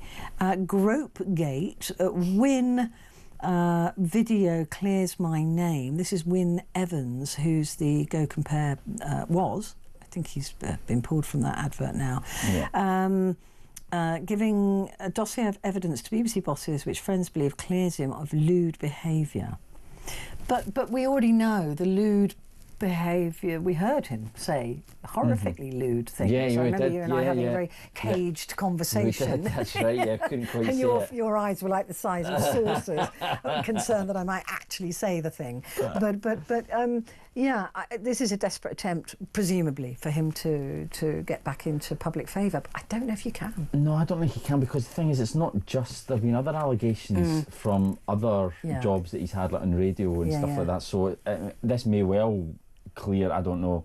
But even if this is true, that's just the Strictly thing. Yeah, There's lots of that led to other allegations, which, as far as we know, I mean, and he lost he was pulled off the Strictly tour. He lost his Radio Wales show. Yeah. And I think the advert as well. I'm pretty sure he lost that as well. I'm fairly sure, yeah. And I think his girlfriend left him, or his wife or girlfriend. Oh, really? Yeah, Has that happened as well? So. Right. It's been a rough ride, and you know whether he, I'm not sure he deserves all of that, but there's a time to learn, right? Well, like Greg Wallace, absolutely, and they don't seem to be able to do that. Right, let's have a look at the Eye. 11 million extra people will pay income tax after Reeves turns to UK's pensioners for budget help. Now, this is because they don't like a pensioner, do they, Labour? I mean, let's be fair. But this is more to do with not altering the brackets, isn't it? The tax. Correct. Yeah. So this was the previous government froze the tax threshold. So that's the thresholds at which you pay if your salary goes up. Now, what used to happen was they would go up by inflation. Yeah. So that if you got like your annual inflation pay rise, it wouldn't necessarily tip you into paying higher tax. However, the Tories realised, well, actually, if we just freeze them, then it's called fiscal drag. More people will suddenly go from paying maybe 20% to 40% or 45%. And so they kept that in. So they pledged to freeze it until 2028-29. Reeves has not lifted that, but what she said was she will raise it in line with inflation after 28-29. I'll believe that when I see it, to be honest with you, because it raises billions of pounds for the Treasury, so they now rely on it, basically. And this is also because the pensions go up by the triple lock. Yes, exactly. So you've got, pension, I mean, including, it says here, 5.4 million over 60 will now be dragged into paying tax, and 3.4 million in their 70s. So, as you say, that's not going to go down terribly well with people who have already lost their winter fuel payments. I don't think this is a terribly new story, and it's just putting figures on a policy that we already knew existed on this freeze. But yeah, it's stark, isn't it? 11.6 million people paying the basic rate of income tax for the first time. So if you've, up until now, I think you're allowed... Is it just over 12,000, isn't it, as tax before you start paying tax. But this is going to be 11.6 million. That's a lot of people. And presumably and you will notice that in your pay packet. Yeah. You know, you're paying tax. And presumably they'll take it off the pension before it's given out, or will these pensioners have to fill in a tax return form? No, that's a good question. Yeah, because that is a nightmare. Yeah, exactly. I also fear that Reeves will use the excuse of a changing world to hit us all with actual income tax rises in October. That may well be the key. I mean, I think I mentioned before, I did interview her on the day of the Spring Statement and asked her, are you going to stick to your pledge? And she said, so the quotes are there. We Ready wrote it to. up. So if she does break her pledge, then we've got her. But she's going to need to find money from somewhere. She's going to have to. And the only thing to do, well, like I said, I keep saying, why don't you just tax the very, very, very, very rich billionaires, not millionaires, just the billionaires. Yeah, they won't do that. I know.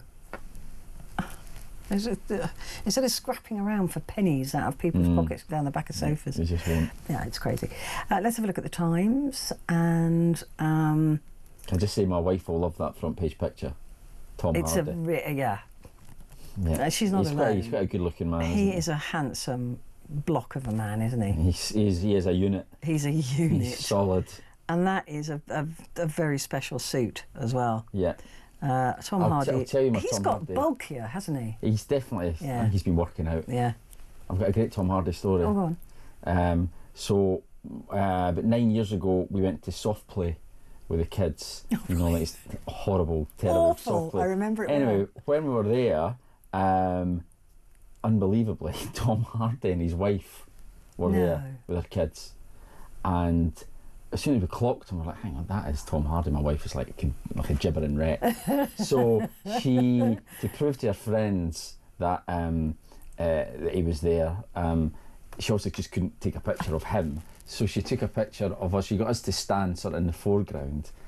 He was in the background, and she pretended to take a picture of us, but in actual fact she's taking a picture, and I've put them on Facebook, so I'll show you them. But yeah, and there's another picture of him in the background going down the kiddie chute. And my daughter is in the swing. Yeah. And she's supposedly taking a picture of her daughter, but she's not. It's Tom Hardy. So she wasn't even taking a picture of her own child? No. We were just patsies, really, as she took a picture of Tom Hardy. I love that. I think we'd all do that as well. That whole, right, I'm taking a picture of a selfie. Left a bit. Yeah. So there you are. So. Yeah, there you go. And he was in a soft play area. Those places are full of diseases, aren't they? Yeah. He's certainly survived. He's thriving. But it looks at that picture. Why have we just got a handsome Tom Hardy on the front there? He's at a premiere of a movie. Premiere of a film. Work suit. Is that the name of the film, or is that what he's wearing? It's called Havoc. Havoc. Oh, right then. Yeah, lovely. Anyway, I'm just being distracted a little bit there. He is a very handsome chap. Right. The other stories, officials scramble to save pharma from tariffs. These are the latest tariffs that we're waiting for now. I think we're going to get them again by the end of the week, possibly Friday. The US President has warned that a tariff on foreign drugs will come into effect in the not too distant future and suggested it will be set at 25%. This will be a tremendous blow to the UK. Enormous, absolutely huge. You think of companies like AstraZeneca, GlaxoSmithKline, sell an awful lot of pharmaceutical products to America. If they get hit by tariffs, I mean, the industry as a whole directly employs more than 73,000 people, and indirectly at least 200,000. Wow. So it says here, Lord Mandelson, obviously the British ambassador to Washington, says this is a big deal and is very focused on winning a reprieve. Well, I mean, we know he's a smooth talker and he's very persuasive, but good luck, because if Trump wants to do it, then he's going to do it. And he's determined to get these pharmaceutical companies back to America. And it's interesting because the Republic of Ireland as well will, because they've got massive I mean, they're amounts of really pharma. reliant on pharma. And Eli Lilly is the company that makes a lot of the weight loss jabs, Yeah. which the Americans buy in millions. Yes, So hugely that is one of the popular. biggest exports now from the Republic of Ireland, is these weight loss jabs from Eli Lilly. Yeah. And they are making billions and billions and billions from them. So that will come Trump thinks it's unfair. He thinks it's unfair that, you know, other countries supply things that Americans want to buy. That again makes no sense. But that's probably because America doesn't supply much that we want to buy. But that's to be that's fair. the whole point. He was complaining the other day It's an about open the fact market. that there's lots of European cars. There's millions of European cars in America, but there's no American sort cars of in Chevrolets. Yeah. Over, well, that's because we don't want to buy them. Yeah, it's just a free market. Yeah, but he's not understanding he it, doesn't like a is free he really? But that will be devastating, and of course to countries like India. And India produce a lot of the drugs that have gone through, come out of patent. Mm-hmm. So Yeah. antibiotics, Yeah. no-name stuff, painkillers and stuff like that, they make a fortune, which is why a lot of people buy them illegally online from India. Yeah. But you know, they and the tariffs, of course, everybody needs to constantly be reminded that it is paid by the Americans, and the Americans already pay way more than any other country for the drugs that they have now. And they've got all the Medicaid and Medicare and things like that being cut back as well. But the drugs bills are astronomical, and Biden brought in a system of capping the cost of drugs, and there would be 1 week where insulin, for example, I think it was capped at $40, and then the next week they went in to get it and it was $280 or $300, you know, and that's these pharmaceutical companies making huge profits. So you know, even to buy ibuprofen or whatever they call it over in the States will be more expensive. It's really bad, isn't it? It's really bad. It's I mean, I terrible. do feel so sorry for them.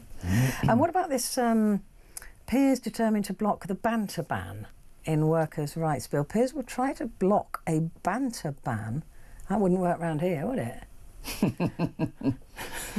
Yeah, I mean, look at your faces. Yeah, no, it wouldn't.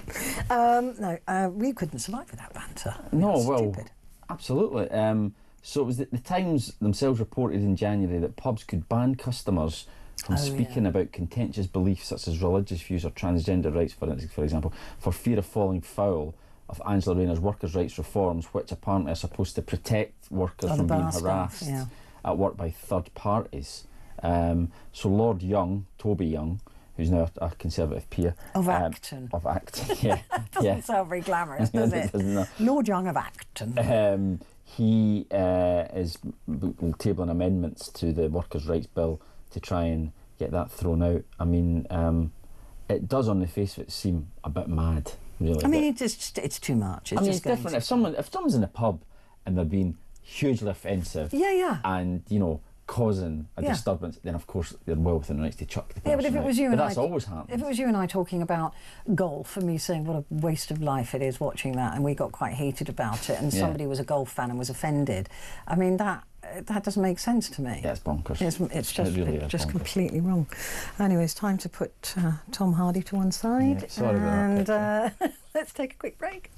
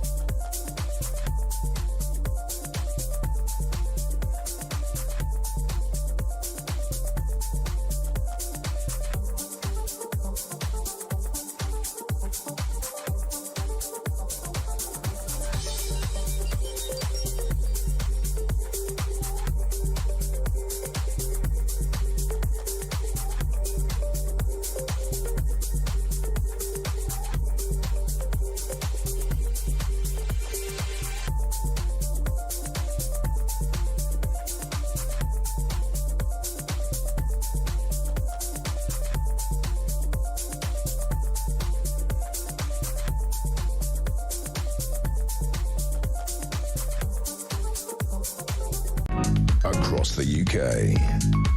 On DAB+, on your smart speaker, on your smart TV, and on your side. This is Talk. Hello there, it is Talk, and it's Petrie here with you until the top of the hour. Kevin Schofield, political editor at the Huffington Post, is here as well. The Daily Telegraph, looking here at another foxy chap, I have to be honest with you, doing well on the papers today. Johnny Depp, who is practically unrecognisable, actually. Yeah, the eyes give it away, but with the beard and the hair, and also he's white, really. Silver fox. He's got he's an absolutely gorgeous. He looks drastically different for his role as a guest on a yacht in the new thriller Day Drinker, and it suits him. He's got the grey hair, the grey beard, and bright blue contact lenses in. Oh, those contact lenses, are they? Yeah. Ah, right. I just happened to be reading about it earlier on. Oh, I see. I was just a little distracted. So yeah, he's wearing bright blue contact lenses, but he's looking really lovely there. There must be some big film stuff going on. Anyway, Starmer's EU reset risks US trade deal. This is the problem with trying to have one foot in one camp and one foot in the absolutely. other. That's it. You can't do it. And you he's trying to ride two horses. Exactly. Yeah. You're not dealing with someone in the White House who is going to give you a bit of leeway. No. It's very much my way or the highway. Or not. And, you know, Britain, the government has insisted all along that it's not a question of either or. We don't have to choose Europe or America. We can, historically, we've always been a bridge between the two. But when it comes to this, and the stakes are incredibly high now. So on the one hand, I mean, it's a devilish dilemma, really. On the one hand, you've got Trump hammering us with tariffs and possibly will give us a deal which may reduce them, but may not. Yeah, quite. And for how long, we don't know, until he gets cross with us and then puts the tariffs up. I mean, this is so unpredictable. And also just talking about the farmer, 25% tariff potentially. And then on the other hand, you've got the EU saying, right, well, you want to have closer trading links with us, right, fine. It's a bigger market. It is a much bigger market. But, you know, you're going to have to follow our rules, understandably. But Trump can then turn around. Trump, as we know, hates the EU. Yep. Thinks that the EU was set up to destroy America, which is completely weird nonsense. But anyway, so you're going to inevitably annoy him and make a deal with America less likely. So it's a time maybe for Starmer just to decide what side he's on, jump one way or the other, because riding both horses at the same time, it just can't be done. But there's this whole argument here, and Nigel Farage saying, the From UK leader said, if we're going to align with the European Union on food standards and veterinary standards, then we're going to make life for America very difficult. We're not. Why should we drop our food standards and our veterinary standards to buy absolute rubbish from America just to keep Donald Trump happy? Well, and we've said this. That is crazy. Yeah, well, Jonathan Reynolds, the business secretary, was on the TV at the weekend, and he was very clear that we're not going to water down our food standards, because he was asked specifically about chlorinated chicken. Yeah. And he goes, no, we're not going to. So regardless of the EU stuff, Britain's not going to. The second we start buying substandard American raw products into this country, that'll be the very second that the EU refuses to buy any food products from us. Yeah, because it's a different standard of food. Yeah. They already tried to flog us the chlorinated chicken. I suspect that's what they're talking about now. You know, they're trying to sell beef into Australia. And when the farmers aren't, I mean, the Labour's already annoyed the farmers with inheritance tax stuff. They're not going to like cheap, substandard food coming in, and then we lose our European market.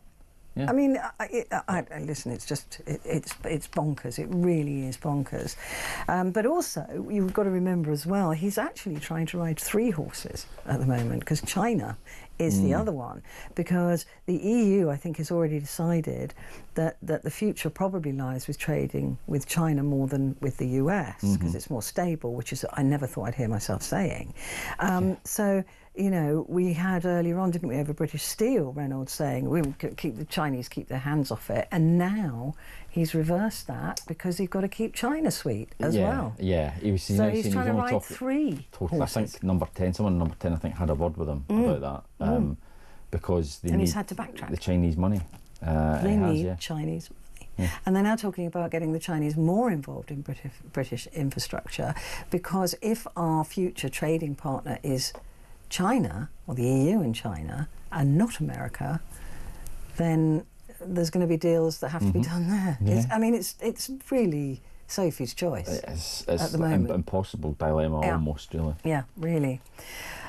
Strikes will cause a summer of discontent in Britain. Britain's facing a summer of discontent as union leaders lay the groundwork for widespread strikes. Teachers, NHS workers, civil servants and university staff could all stage walkouts over pay. How blinkered and tone deaf are these unions?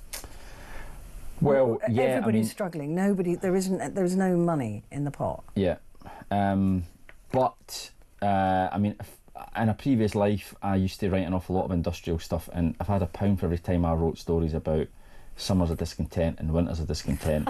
You know, I'd have about £14. Yeah, my dad was the industrial correspondent at the Beeb for a long time. I mean, it is conceivable. It is conceivable that this could happen. You know, that I mean, the unions always have that in their locker, and obviously we see it playing out on the streets of Birmingham, unfortunately. God, that must be a hellhole to be in at the terrible, moment. I feel so sorry for them. Awful. But the Labour's pitch was, you know, the Tories' industrial relations collapsed. Everyone was on strike. Nurses, train drivers, everything. Nothing worked. We'll come in. We'll fix it. You know, and if it turns out that there's just as many strikes under Labour, then people are going to turn around and say, well, I would say there will be more strikes under Labour, because they will feel that a Labour government and is in the pocket to the unions and are more likely to bend and give them money, which is what we saw with the train drivers, who then immediately went back out on strike. Yeah. I mean, you know, so I don't know. Oh gosh. Right, The Guardian. This is Ukraine. The shocking attack by Russia over in Ukraine, and Donald Trump still doubling down on blaming Zelensky. Yeah. I mean, he said that the strike itself was a mistake, which is what Moscow would have said. Absolutely. They obviously offered no evidence to back up that nonsense theory. And then the very next day went on the attack again at Zelensky. Said that him and Biden had basically allowed this to happen.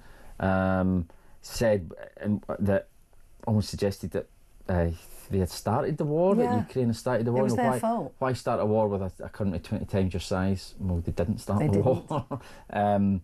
It's just utterly bizarre. I mean, it literally is, and I just get the sense now that he's bored of it. He's sort of, he had attention span of a toddler, and is now looking for a new toy, and tariffs are the new toy at the moment. Yeah. Gaza, he got bored with that, until they say, you can have it.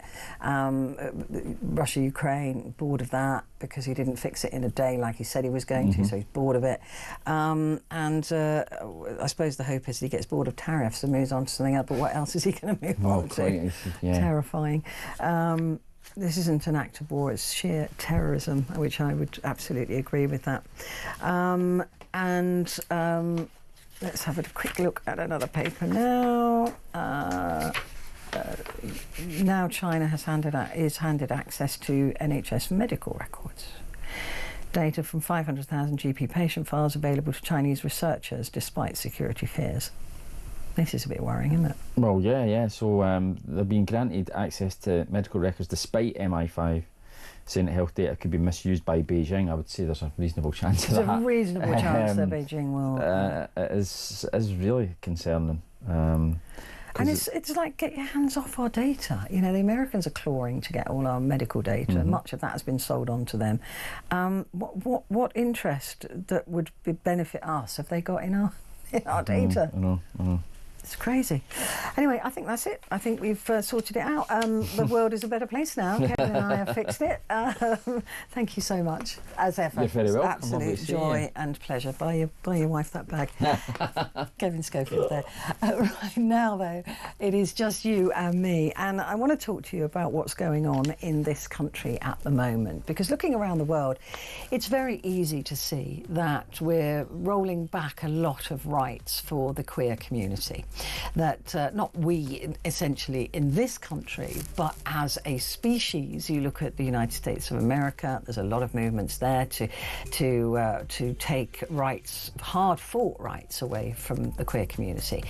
Also in Hungary, the same thing's happening there, where people, the queer community, are no longer allowed to march or have parades or have any sort of external show of being gay or queer. You know, there are lots of countries where it's a very dangerous place to be. I want to try and figure out if homophobia is on the rise here. Give me a call.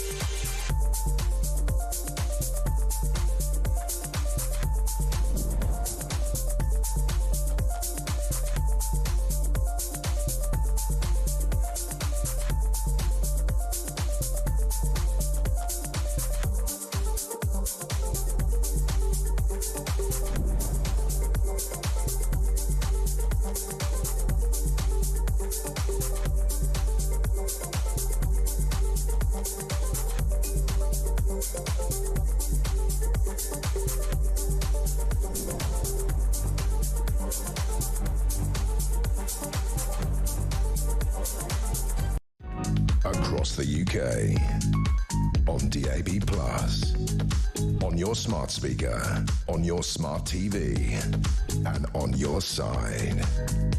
This is Talk.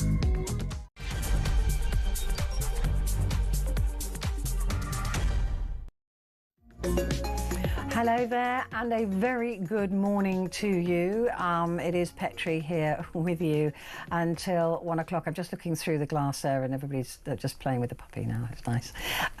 So Humphrey is in, and he's being well looked after because he's just such a little baby. I can't leave him at home. But right, coming up, what we're going to be talking about this morning is the very real fear. I don't know if it's fear so much as it's actually happening, that gay rights are now being eroded around the world. We've seen it with Hungary, passes a constitutional amendment to ban LGBTQ plus gatherings. The amendment also enshrines recognition of only two sexes, providing a basis for denying gender identities.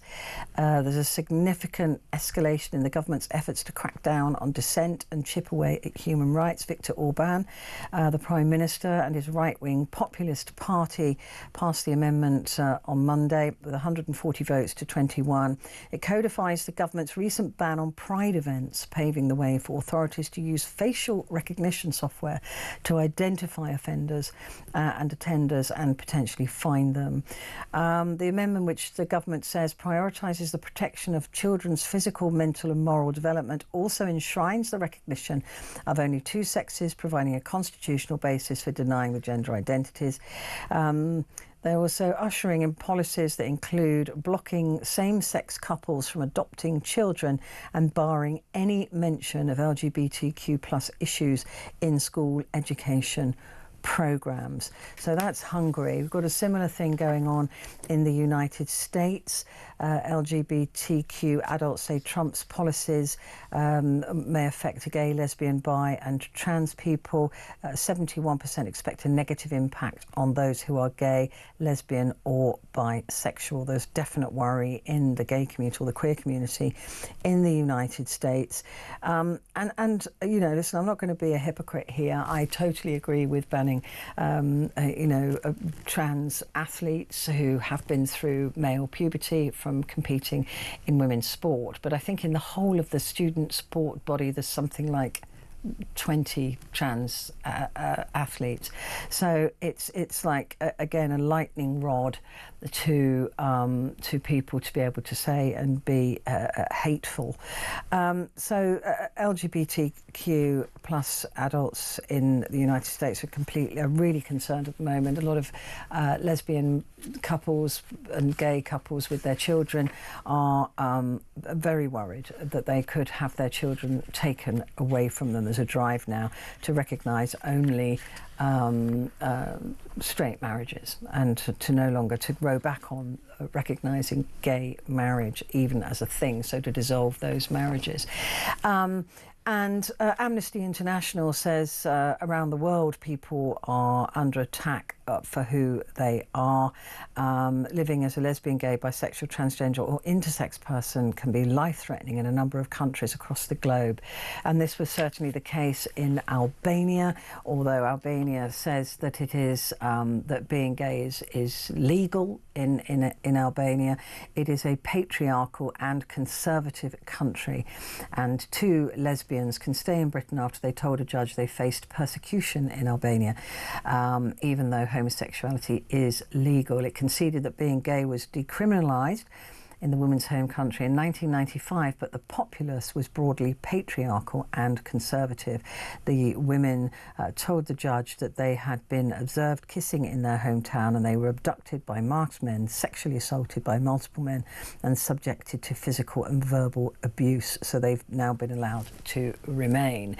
Some people go, well, they might be lying. They might have made it up. I mean, but how do you prove that? I mean, how do you prove anybody who comes here for asylum or refugee status? You know, I have literally no problem with a pair of lesbians remaining in the UK, and I think to send them back to be potentially sexually assaulted and persecuted is probably not the right thing to do. I mean, that's what I would say on that. But what do you say on that? Look, those are just a couple of examples of the way that that gay rights are being eroded across the world. And I just want to know what it's like to be here in the UK now, because some of the numbers that I've got looking at the rise of hate in Britain against the gay community, against the queer community. The reason I keep saying the queer community, because that ties in everybody in that community. To say gay would usually be just gay men. So, it's getting worse in this country. And these rights have been hard fought for.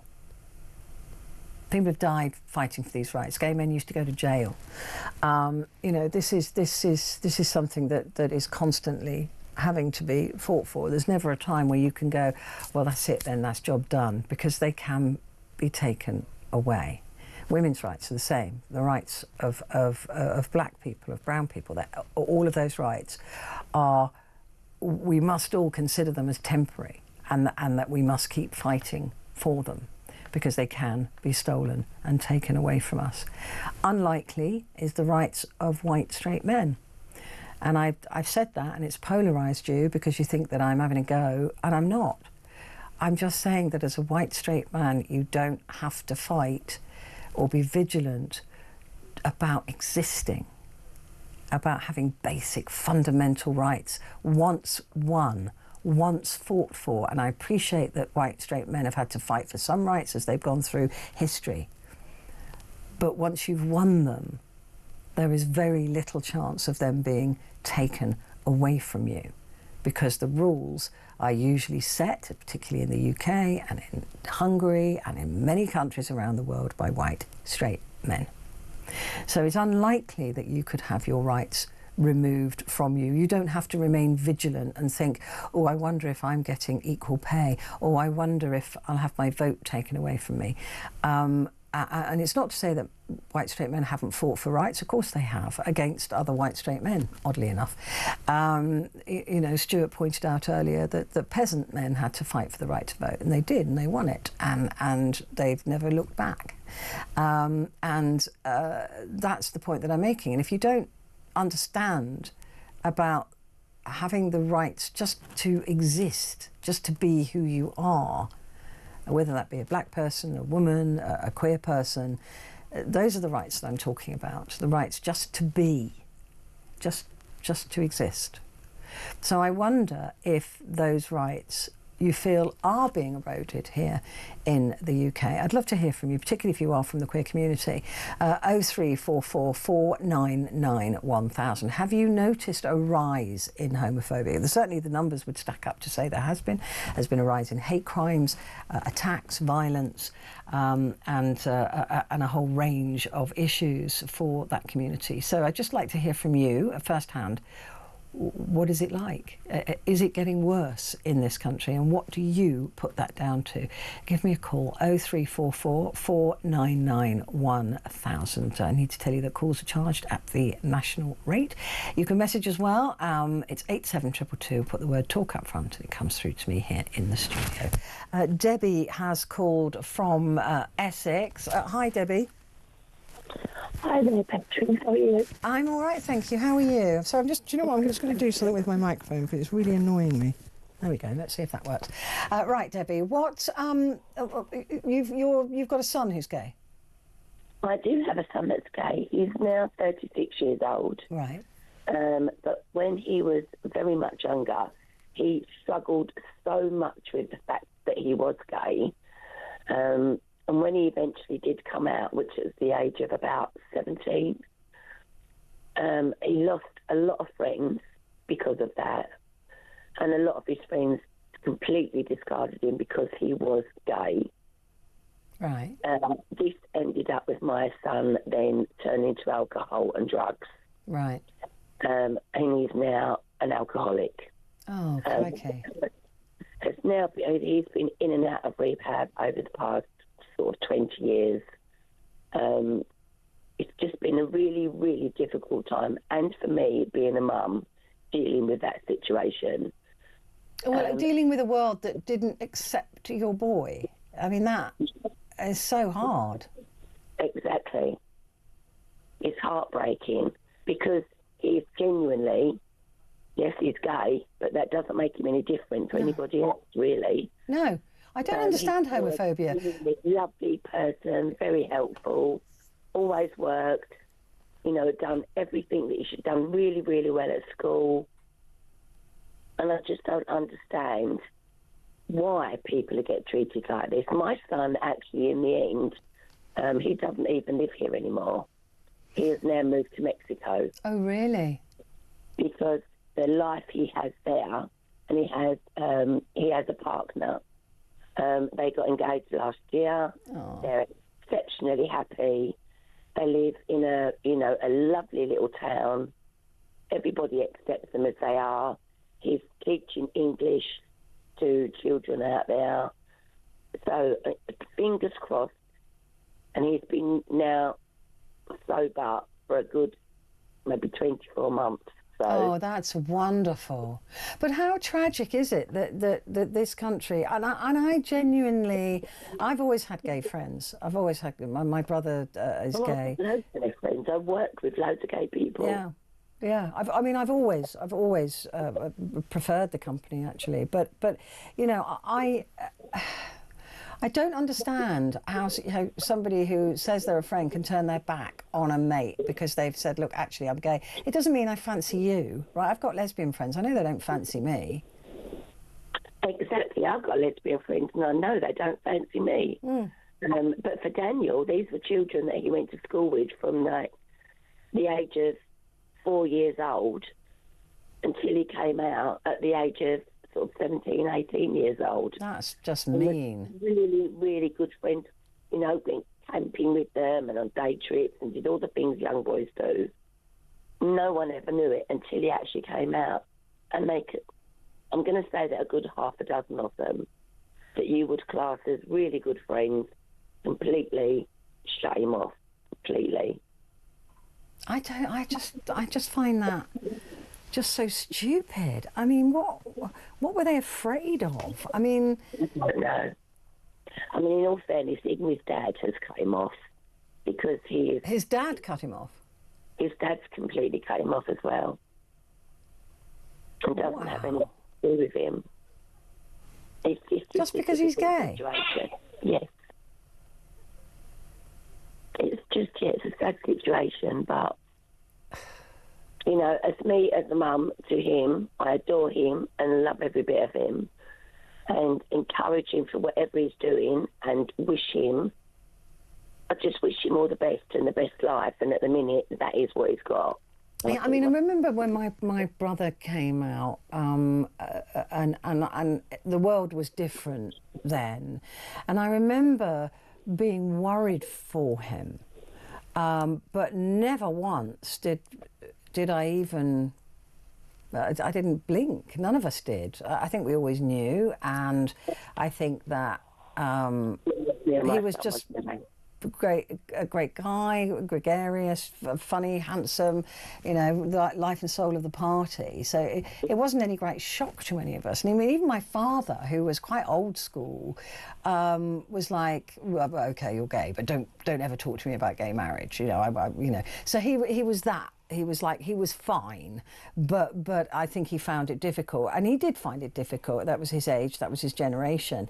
But he never rejected Jamie. Nobody ever rejected him, and I think there was a concern because being gay was a difficult lifestyle, and we were worried about him, you know, people being violent towards him for being gay.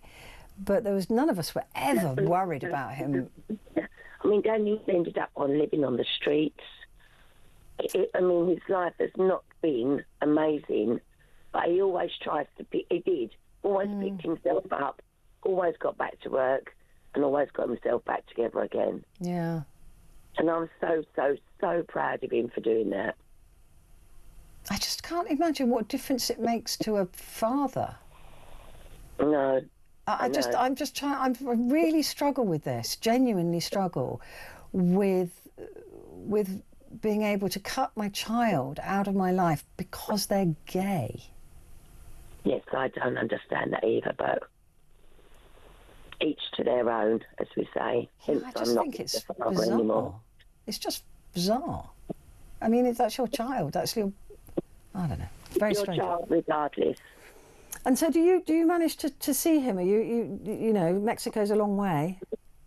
I know. I mean, we do a lot of FaceTiming, so I do get to speak to him. He calls me probably every other evening because of the time difference.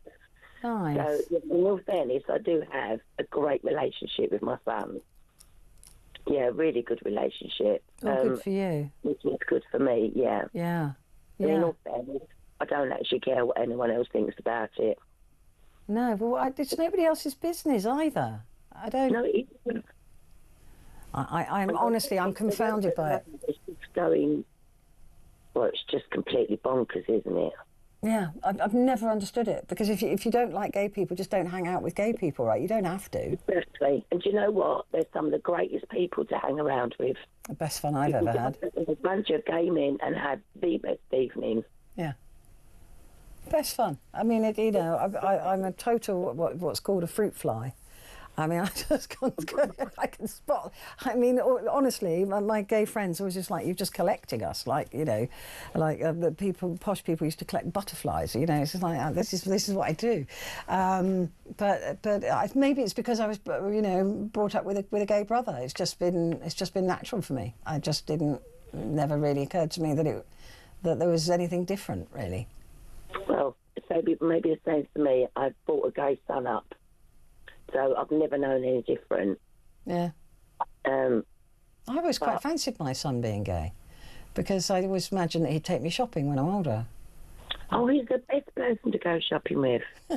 And he would always be, if you was going out for the evening, yeah, and you'd come down in your outfit, he would 100% look and say, nah. "Oh my God, Mum, you look amazing," or "No, don't even go there."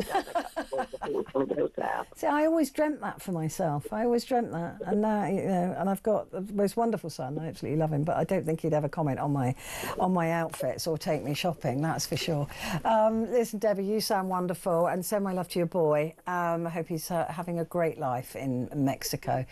Debbie there in Essex. I'm going to take a quick break, but I'd love you to give me a call. Is there a rise of homophobia in the UK? At the moment, do you think? Or have you had the opposite? Do you think that, no, it's actually a really safe and lovely country to be in if you're gay or queer? 0344 499 1000.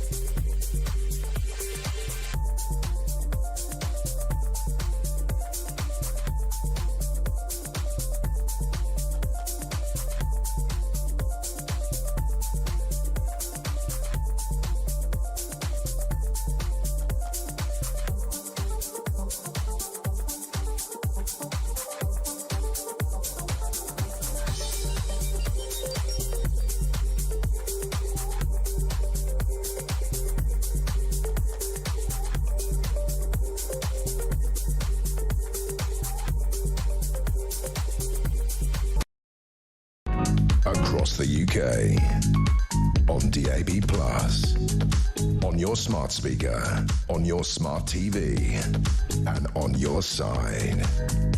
This is Talk. Hello there, good morning to you. It's Petrie here with you until 1 o'clock. I'm talking this morning about whether this country is becoming more intolerant towards queer people. And whether, I mean, we're seeing it around the world. We're seeing the rowing back of gay rights, and it really, really worries me. It is something that I really don't understand. I know that a lot of people are afraid of homosexuality. I get it, I really do. But just because you're afraid of something, it doesn't mean you need to attack it or either attack it physically or in any other way. There's lots of things and people I don't like, but I don't hate them. I don't attack them. I don't go after them. And I don't know what's happening. I don't know why these hard fought for rights for the queer community are now being eroded, and people are now saying the unsayable things, the unsaid things, and wanting to, you know, cancel gay marriage, and I don't know what difference that makes to you. if a gay couple want to get married. I've never understood it. I'm sorry if I sound. I've just literally. It's not in my brain. It's not in my wheelhouse to understand it. So if you think there's something for me to understand, then give me a call and I will try. I promise you, because I've just never seen the point of hating somebody for who they are. I mean, I don't. There's a lot of people I don't like for the way they behave, and I literally don't care which community you're from. If you behave like an absolute so-and-so, then I'm not going to like you. But that's different. Not liking somebody for the way they behave or for what they do is different to not liking somebody for just being who they are. And it's just never. I've never understood it. I've never understood racism for the same reason. It's like, well, I don't know what the difference. I don't know why. Why do you not like somebody just because of their skin colour? It's like with the gay community, the queer community. I don't, just because they are gay or they are lesbian or even trans. Why hate them? I mean. They're just who they are, and while we're talking about trans, can you think of a more difficult life than being trans?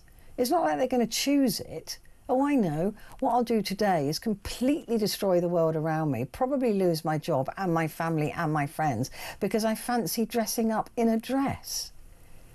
This isn't something that people do just for the fun of it. And being gay. If you look at yourself now, whether you're a male or a female, and go, could somebody, if you're straight, could somebody turn me gay? No. Sadly, I'd quite like to be a gay woman, but I'm not. I love women, but I don't fancy them. But could somebody make me fancy women? Probably not. No, I don't think so. No. I'm a straight woman, that's it. You know, that's it. So what makes you think that a gay person has chosen to be gay? You haven't chosen to be straight, right? You just are. You just are who you are. You didn't choose that. That is just who you are. And that's what I don't understand, I think. That's what I don't get, is that you're hating on somebody for being what they are rather than who they are, how they behave. And it's just, I promise you, it's just, I'm not being difficult, it's just not in my brain to understand that thought process. That somebody just existing annoys you. Just the thought of somebody existing annoys you. Just the idea of a gay person. You haven't even seen them. You don't even know what they look like. And that annoys you. That upsets you. That makes you angry. It makes you homophobic. And you don't even know who you're hating. You're just hating on a group of people.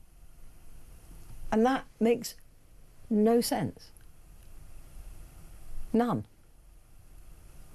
So I'm really trying to understand this. And I promise you I will listen to you. Because it's just not in my thought process. I cannot think of it. So, open my mind.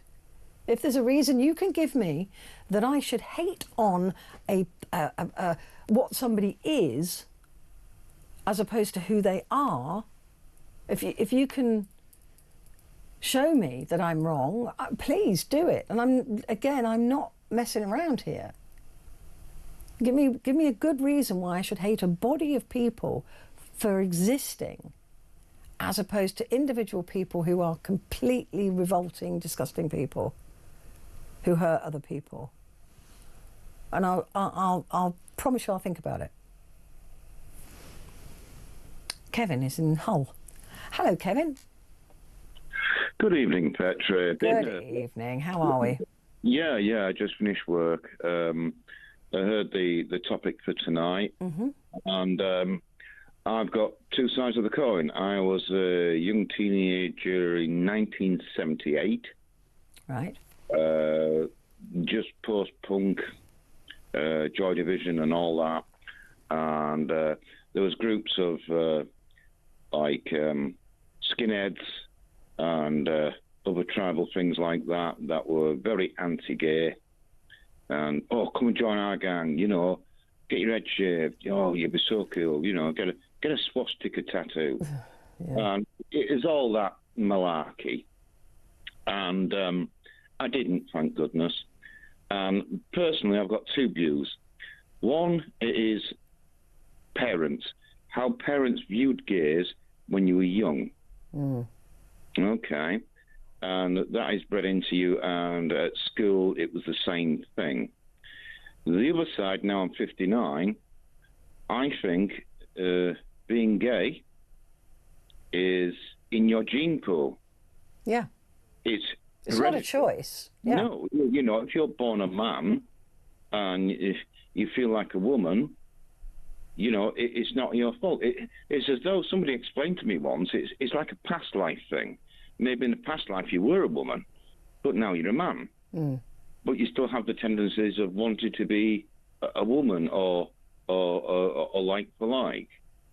You know, I'll probably waffle on. So as I've got older, karma has thrown me a curveball. Okay. I have a stepdaughter that is gay. She got married. They had a child. I only got a D in biology, and I can't get round my head round that one. But I'll retake the exam. Yeah. But, they might have had a little bit of help. Yeah. But apparently it was a carpal syringe. So anyway. All right. So my stepdaughter had a son, who's my grandson. Lovely. Their marriage fell apart. It was a nightmare. Now, after a while, after they split up, she got a second partner, and I cannot say anything but praise for her. She stood up to the mark, and like, to me, she is definitely a second daughter. Oh, that's lovely. Oh yeah, I could not praise her enough, and I don't, because that's the way I am. And yeah, in life, it's, how can I explain it? You've gone from one extreme to another. And I work in a care home with challenging behaviour. We got gay people in there, and they're young, and they get spat at, or they get a hair pull and all that, and I intervene, or we intervene, and use restraint, not mechanical restraints, but we restrain them. And afterwards, I give them a cuddle. And, you know when you can give somebody a cuddle and you can, like a parent or a grandpa, you can feel that love. And like you say, you don't know what's going on in their lives, how their parents have been. Maybe they've not had a dad. Yeah, or maybe their parents have rejected them, like we were hearing from Debbie there. You know, this is the problem. I think that people are so quick to judge and so quick to hate, and they don't stop and think what it must be like. Yeah, I think you're right, and I think the thing is with me being a spiritualist. Now, born a Christian, I think the thing is, at the end of the day, I'm looking at, how can I explain it? Religion. And I'm not going down the immigrant route and all that, but the immigrants that come in this country, which are mostly male, what are their views on homosexual? Well, I mean, I do think that that's an issue. I do think if these are men coming from Muslim countries, then there is a very strict religious bias against homosexuals. I think you're right, and I will talk out of line, and I will, but I mean it in a polite way. If you come into this country, there's several religions to pick from. I suppose it's the same as if they've been brought up and sort of gaslit or brainwashed, or, you know, that's all they've known. It's very difficult to change that. And not to say there aren't gay Muslim men as well who are persecuted within their own communities. But yeah, I don't have any sympathy with human beings who aren't who can't think outside their religion. That it really annoys me. What I'm trying to say, it's took me my life to go from one extreme to another. I mean, I've heard horror stories of a gay boy, a homosexual, in the late 70s, and they pulled his pants down and played noughts and crosses on his bottoms with a Stanley knife. Most horrendous. But the thing is, to end on a light note, there was because I come from Hull, there's a massive gay festival, and me and the wife and daughter went, and there was a beer garden where there was the rolling drag, and there was a DJ, and then every now and again some drag comedians came on, and they were really funny. And the beers were flowing. And I said to Tina after about 6 pints, I says, I need to go home. She went, why? I says, I'm starting to fancy the DJ. Yeah, there's drag bingo around my way as well, which is a lot of fun. Listen, it's good. Look, it's always good to grow and learn, right? It's always good to grow and learn. At the end of the day, we've, us older generation that have lived and learned, we've got to be aware where acidity is coming in. Yeah. Isn't I'm absolutely, I'm not naive. I do believe that is a major issue, is that lack of understanding, or that being gaslit or religiously indoctrinated. I mean, my views on religions and formal religions are well known, but that sort of indoctrination is difficult to get rid of, but I would hope that they could learn. And that's that is, you know, we are uniquely gifted as a human species to continue to learn. You know, it's not just that we learn right at the beginning of our lives. We are uniquely privileged in the ability to learn, to change, to get wiser, to have, you know, to understand more, to show more empathy. I just wish people would dig a bit deeper and find that in themselves. Yeah, get a bit of solace. Yeah, just look inside and think, well, why am I hating a community rather than, there's lots of people that I dislike as individuals. I said that, but not just for existing, right? Not just for being. Yeah, absolutely. Yeah. It's like my grandparents. One of my grandparents came from Holyhead in Wales, and after the First World War, he said there was this lovely 2 women living in a cottage. They told the village that their husbands died in the First World War, and they were very good in the community, in the small village, very herbal, grew stuff and all that. And eventually one of them died, and shortly after, and the other woman died. But what they found out on the death certificate, they were never married. Oh, and they just wanted to be together. Yeah, and it's the same with men who got married in the early 50s, got the woman pregnant, and they're in the Merchant Navy, and they took the slow boat to South Cape and all that. They were homosexuals, but they disguised it, you know. Yeah. And I think the thing is, at the end of the day, what I'm trying to say is, if people can understand it is genetic, or in the genes to be that way, you know, it's not their fault. No, it's not a choice. It's not it wouldn't be an easy choice to make, would it? But not even these days, really. No.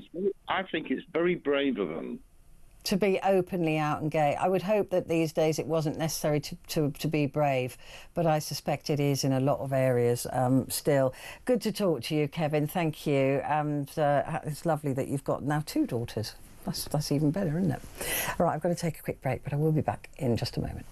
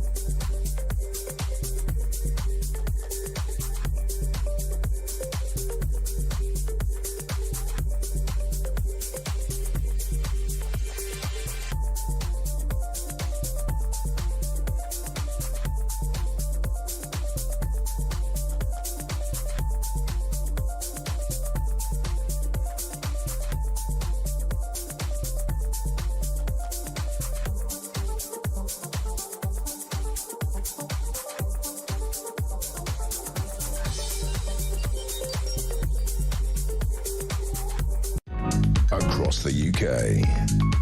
On DAB+, on your smart speaker, on your smart TV, and on your side. This is Talk. Hello there, good morning to you. This is Talk and it's Petrie here with you. I've got loads of messages before I go back to the phones.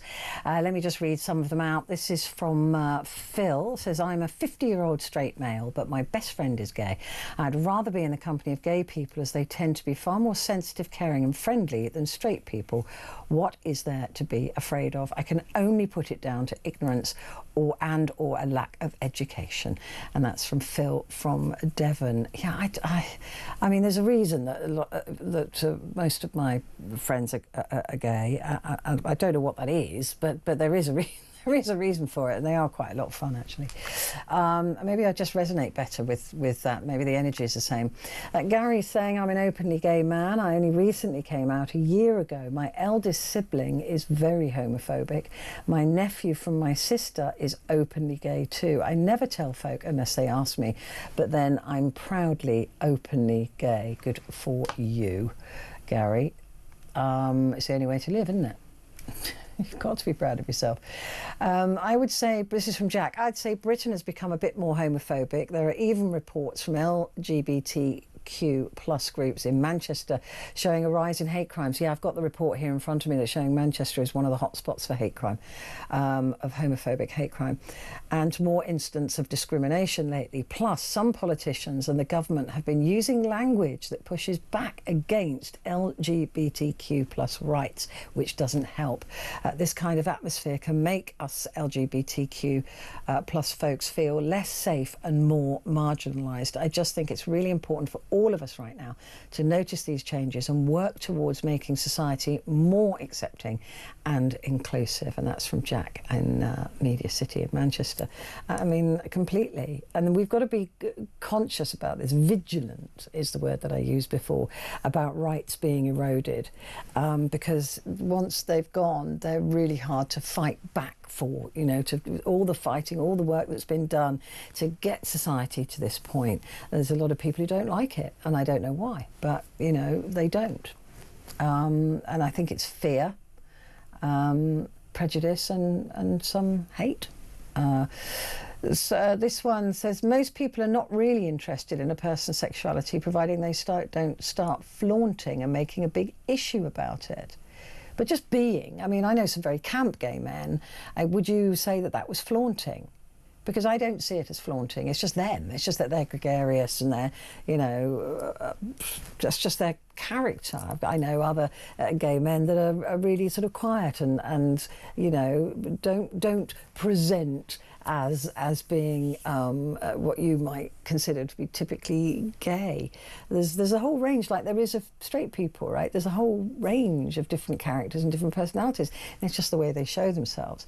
The problem arises when lax and permissive individuals start telling the rest of us that we are not entitled to hold our orthodox views and opinions on sexual matters. But who does tell you that? You're entitled to your opinion, but I don't know what somebody else's sexual matters matter. I don't know if two men have sex in front of you, right? Then that would be your business. You could then go, oh no, don't do that. I don't want you to do that, and that you would have every right. But if two men are in a hotel room down the street having sex, what business is that of yours? I don't get the point. To hold our orthodox views and opinions on sexual matters. You can have your opinions on it, but other people's sexual behaviours, unless they're hurting somebody, is none of your business, is it really? And I don't think anybody would say. I can't imagine ever hearing anybody say, "Oh, you shouldn't have your view on." Orthodox views on sexual matters. You have an orthodox sex life then. That's fine. You can do that. But you can't. What you can't do is judge other people's private sex lives. It's got nothing to do with you. And why are you thinking about other people's private sex lives as well? That's kind of weird, isn't it? It's a bit weird. This person sues. Thank the trans activists and fetish community for any backlash to Pride Month. We're all sick of the posturing, parading, demanding, rainbow flags everywhere. We don't care. Oh, do what you like, but stop shoving your sexuality in everybody's faces. Is that what they do? Pride? I mean, Pride is the same as St. Patrick's Day, isn't it, really? It's just showing that you're proud to be Irish, and you go out there and you wear a silly hat and you wave a green flag, and you march down the street, or you dress up silly, or you drink, you do that, and that's fine. But if it's a gay person doing it, wearing a silly hat and waving a stripy flag, suddenly that's a problem. Again, I literally don't understand it. They're just being who they are for one day a year. Why does that bother you? Don't go. Don't go to Pride if it bothers you. I don't understand it.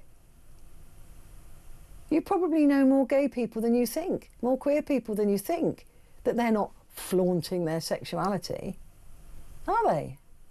You don't even know they're gay or queer. I literally don't get it. I'm going to take a break while I ponder.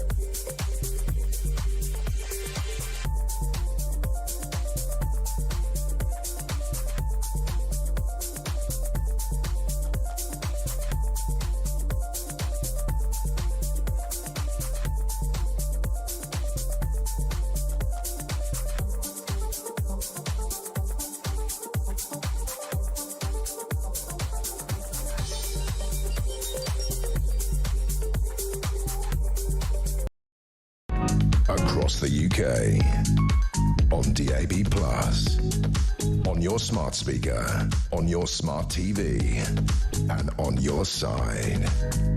This is Talk. Hi there, good morning to you. This is Talk, and it's Petrie here with you until the top of the hour, and we are talking about whether this country is becoming more homophobic as we see gay rights being rowed back on in other countries. Sarah is in Liverpool. Hi, Sarah. Hi, Petrie. Well, to be perfectly honest, having seen what's going on with rights per se, they are being rowed back on.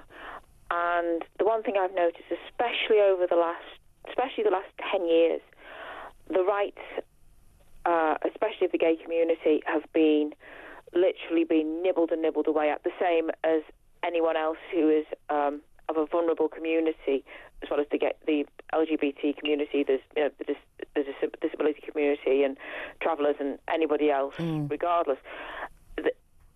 Thanks in part to a rather toxic mix. We've had the Tory government only until last year. On top of that, before then, in the States, we had Donald Trump and his big mouth. And we all know what a far-right little fascist it is, Bunshot, especially at the moment. And with all of that, denigrating anybody who is not like anyone who's not white, straight, 100% fit, WASP, and largely male as well. You have to say that. Male. Yeah, I meant to mention the bit, the male bit. All of that, plus in the last few years, the infamous Andrew Tate. All of that goes into this big toxic mix of divide and rule between politicians and also certain sections of the press who double down on it. About especially say the gay community we're talking about, but anybody else who doesn't fall into their little world. Yeah, and actually, it's now rich as well, because if you're poor, it doesn't matter if you're straight and male, you're going to be discriminated against as well because you're poor. So the band is getting narrower, and it does mean that people have got to start understanding that losing basic rights is really, really important. We mustn't let it happen to anybody, because the band is getting wider of people who are going to lose their rights, not narrower.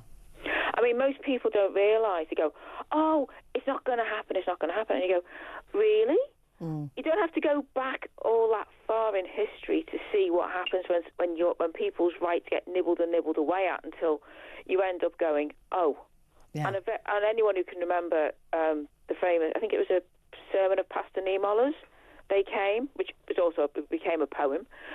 That was all about how people's rights in Germany, as soon as Hitler and his cronies got in, their rights got nibbled away at. The political opponents, then it was anyone who was a religious minority, anybody who was disabled. They were taking children who were deaf or blind away from their parents, German children. And it wasn't just. I mean, the T4 actions, as they were not just against anybody who was in a long-term hospital or an asylum. That also included anybody who had been in the army and got injured and couldn't, they'd lost a leg or they'd got polio or whatever. Also POWs as well. That's not something that is not mentioned. Anybody who's looked into the history of what went on in Germany up to and during the war would see what's going on, and it was very, very dark. And we are heading, God forgive me for saying so, if we're not careful, in that direction. I agree, Sarah. It keeps me awake at night, honestly, because I do think that we're heading in the wrong direction as a society, and people can blame these radical trans, and I don't think those radical trans did any good for the trans. I know trans women who were desperately trying to distance themselves from this sort of radical, shouty, tail wagging the dog, and they didn't do any favours for anybody. But that's no reason to hate an entire community just because a few of them are loud-mouthed and causing trouble and saying stupid things like, oh, well, I am a woman. No, I'm sorry, you're not. And it's as simple as that. You can be a trans woman up the billio, and I love you for it and welcome.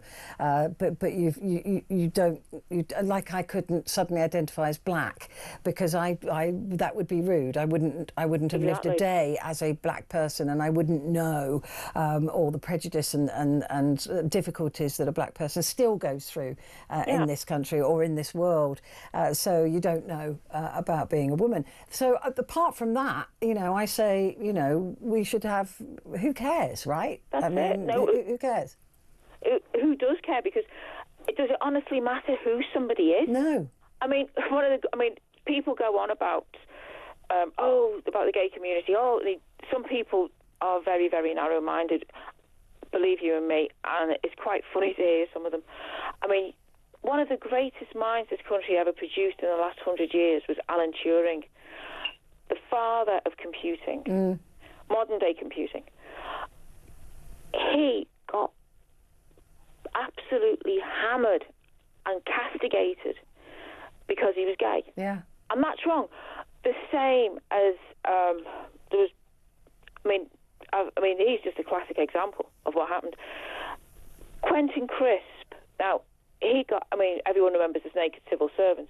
He was so brave, especially when he was younger, to go out and proud the way he did.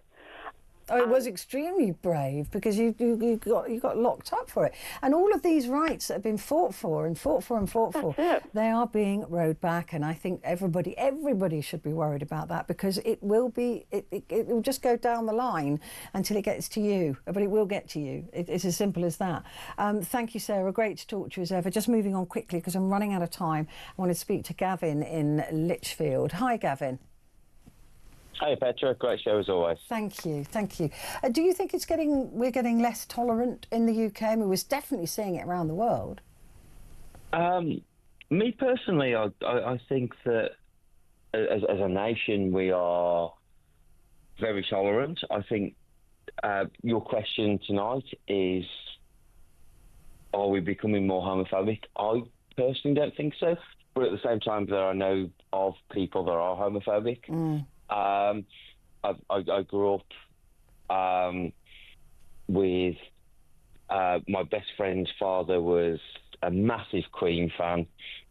Didn't know that Freddie Mercury was gay. Absolutely idolised him, and then absolutely despised him when he came out. No. Yeah, but How stupid is that? I know, isn't it? Isn't it just it's absolutely just crazy? Stupid. But I also had, my experience of life was that I was a footballer. I tried to play football as a youngster. Didn't particularly do well. I joined a gay football team, one of the ones that were in Wolverhampton. The White Hart, I'll shout them out. Absolute great team, still to this day. And we used to have, it was great. We used to have some great banter, sort of. We used to joke about how there weren't a gay team, they were a gay-friendly team. Right. So they were, they invited gay players that couldn't make, or couldn't feel confident to play. Well, in football, especially football, right? We know that there's a major issue. Yeah. Exactly. The stigma was there. It was kind of like Yeah. quite difficult for these guys to sort of break through. They went through academies and stuff, and they came out, and it was like they couldn't. Again, that's just dumb. What if it was the best footballer in the world? Oh, it's absolutely dumb as. It's without swearing. It makes no Petra, sense, does dumb it? As. And we Petra, we formed this team. I did it with an old boss of mine. It was great. We did okay. We didn't do great. We had some great footballers. One of the great jokes that we used to have during the couple of seasons that I played for them was you could tell the straight guys because they were camper than the gays. It was a great experience for me. But Petra, your point of are we becoming more homophobic? Me personally, I don't think so. But that's from my personal perspective. Yeah, I mean, I don't hang around with homophobic people, right? So, I mean, because I would call them out. I would call them out. So you should. I mean, there's people that like feet. It's kind of Yeah, I mean, everybody that I hangs out with has got to be gay friendly because everybody that I hang out with is gay. Apart from that, but it's true. So yeah, I just despair that people can hate somebody for what they are. I mean, I dislike a lot of people for who they are. Right, and some people are absolute scumbags, right, and so I will not like them. But it's not because of that they're gay or they're black or they're whatever. It's because they're scumbags, right? Yeah. But Petra, isn't that the principle of society? It's not because of your sexual preference because you're offended by it. Are these people scared because they might be gay? Their prerogative, or is it because they're actually a not nice person in society? Yeah, it's one of them. It's one of them. I think there's something more in, being a nasty person in society that you should be more scared of than somebody I agree. liking feet or liking, am I allowed to say boobs? Yeah. Yeah. Or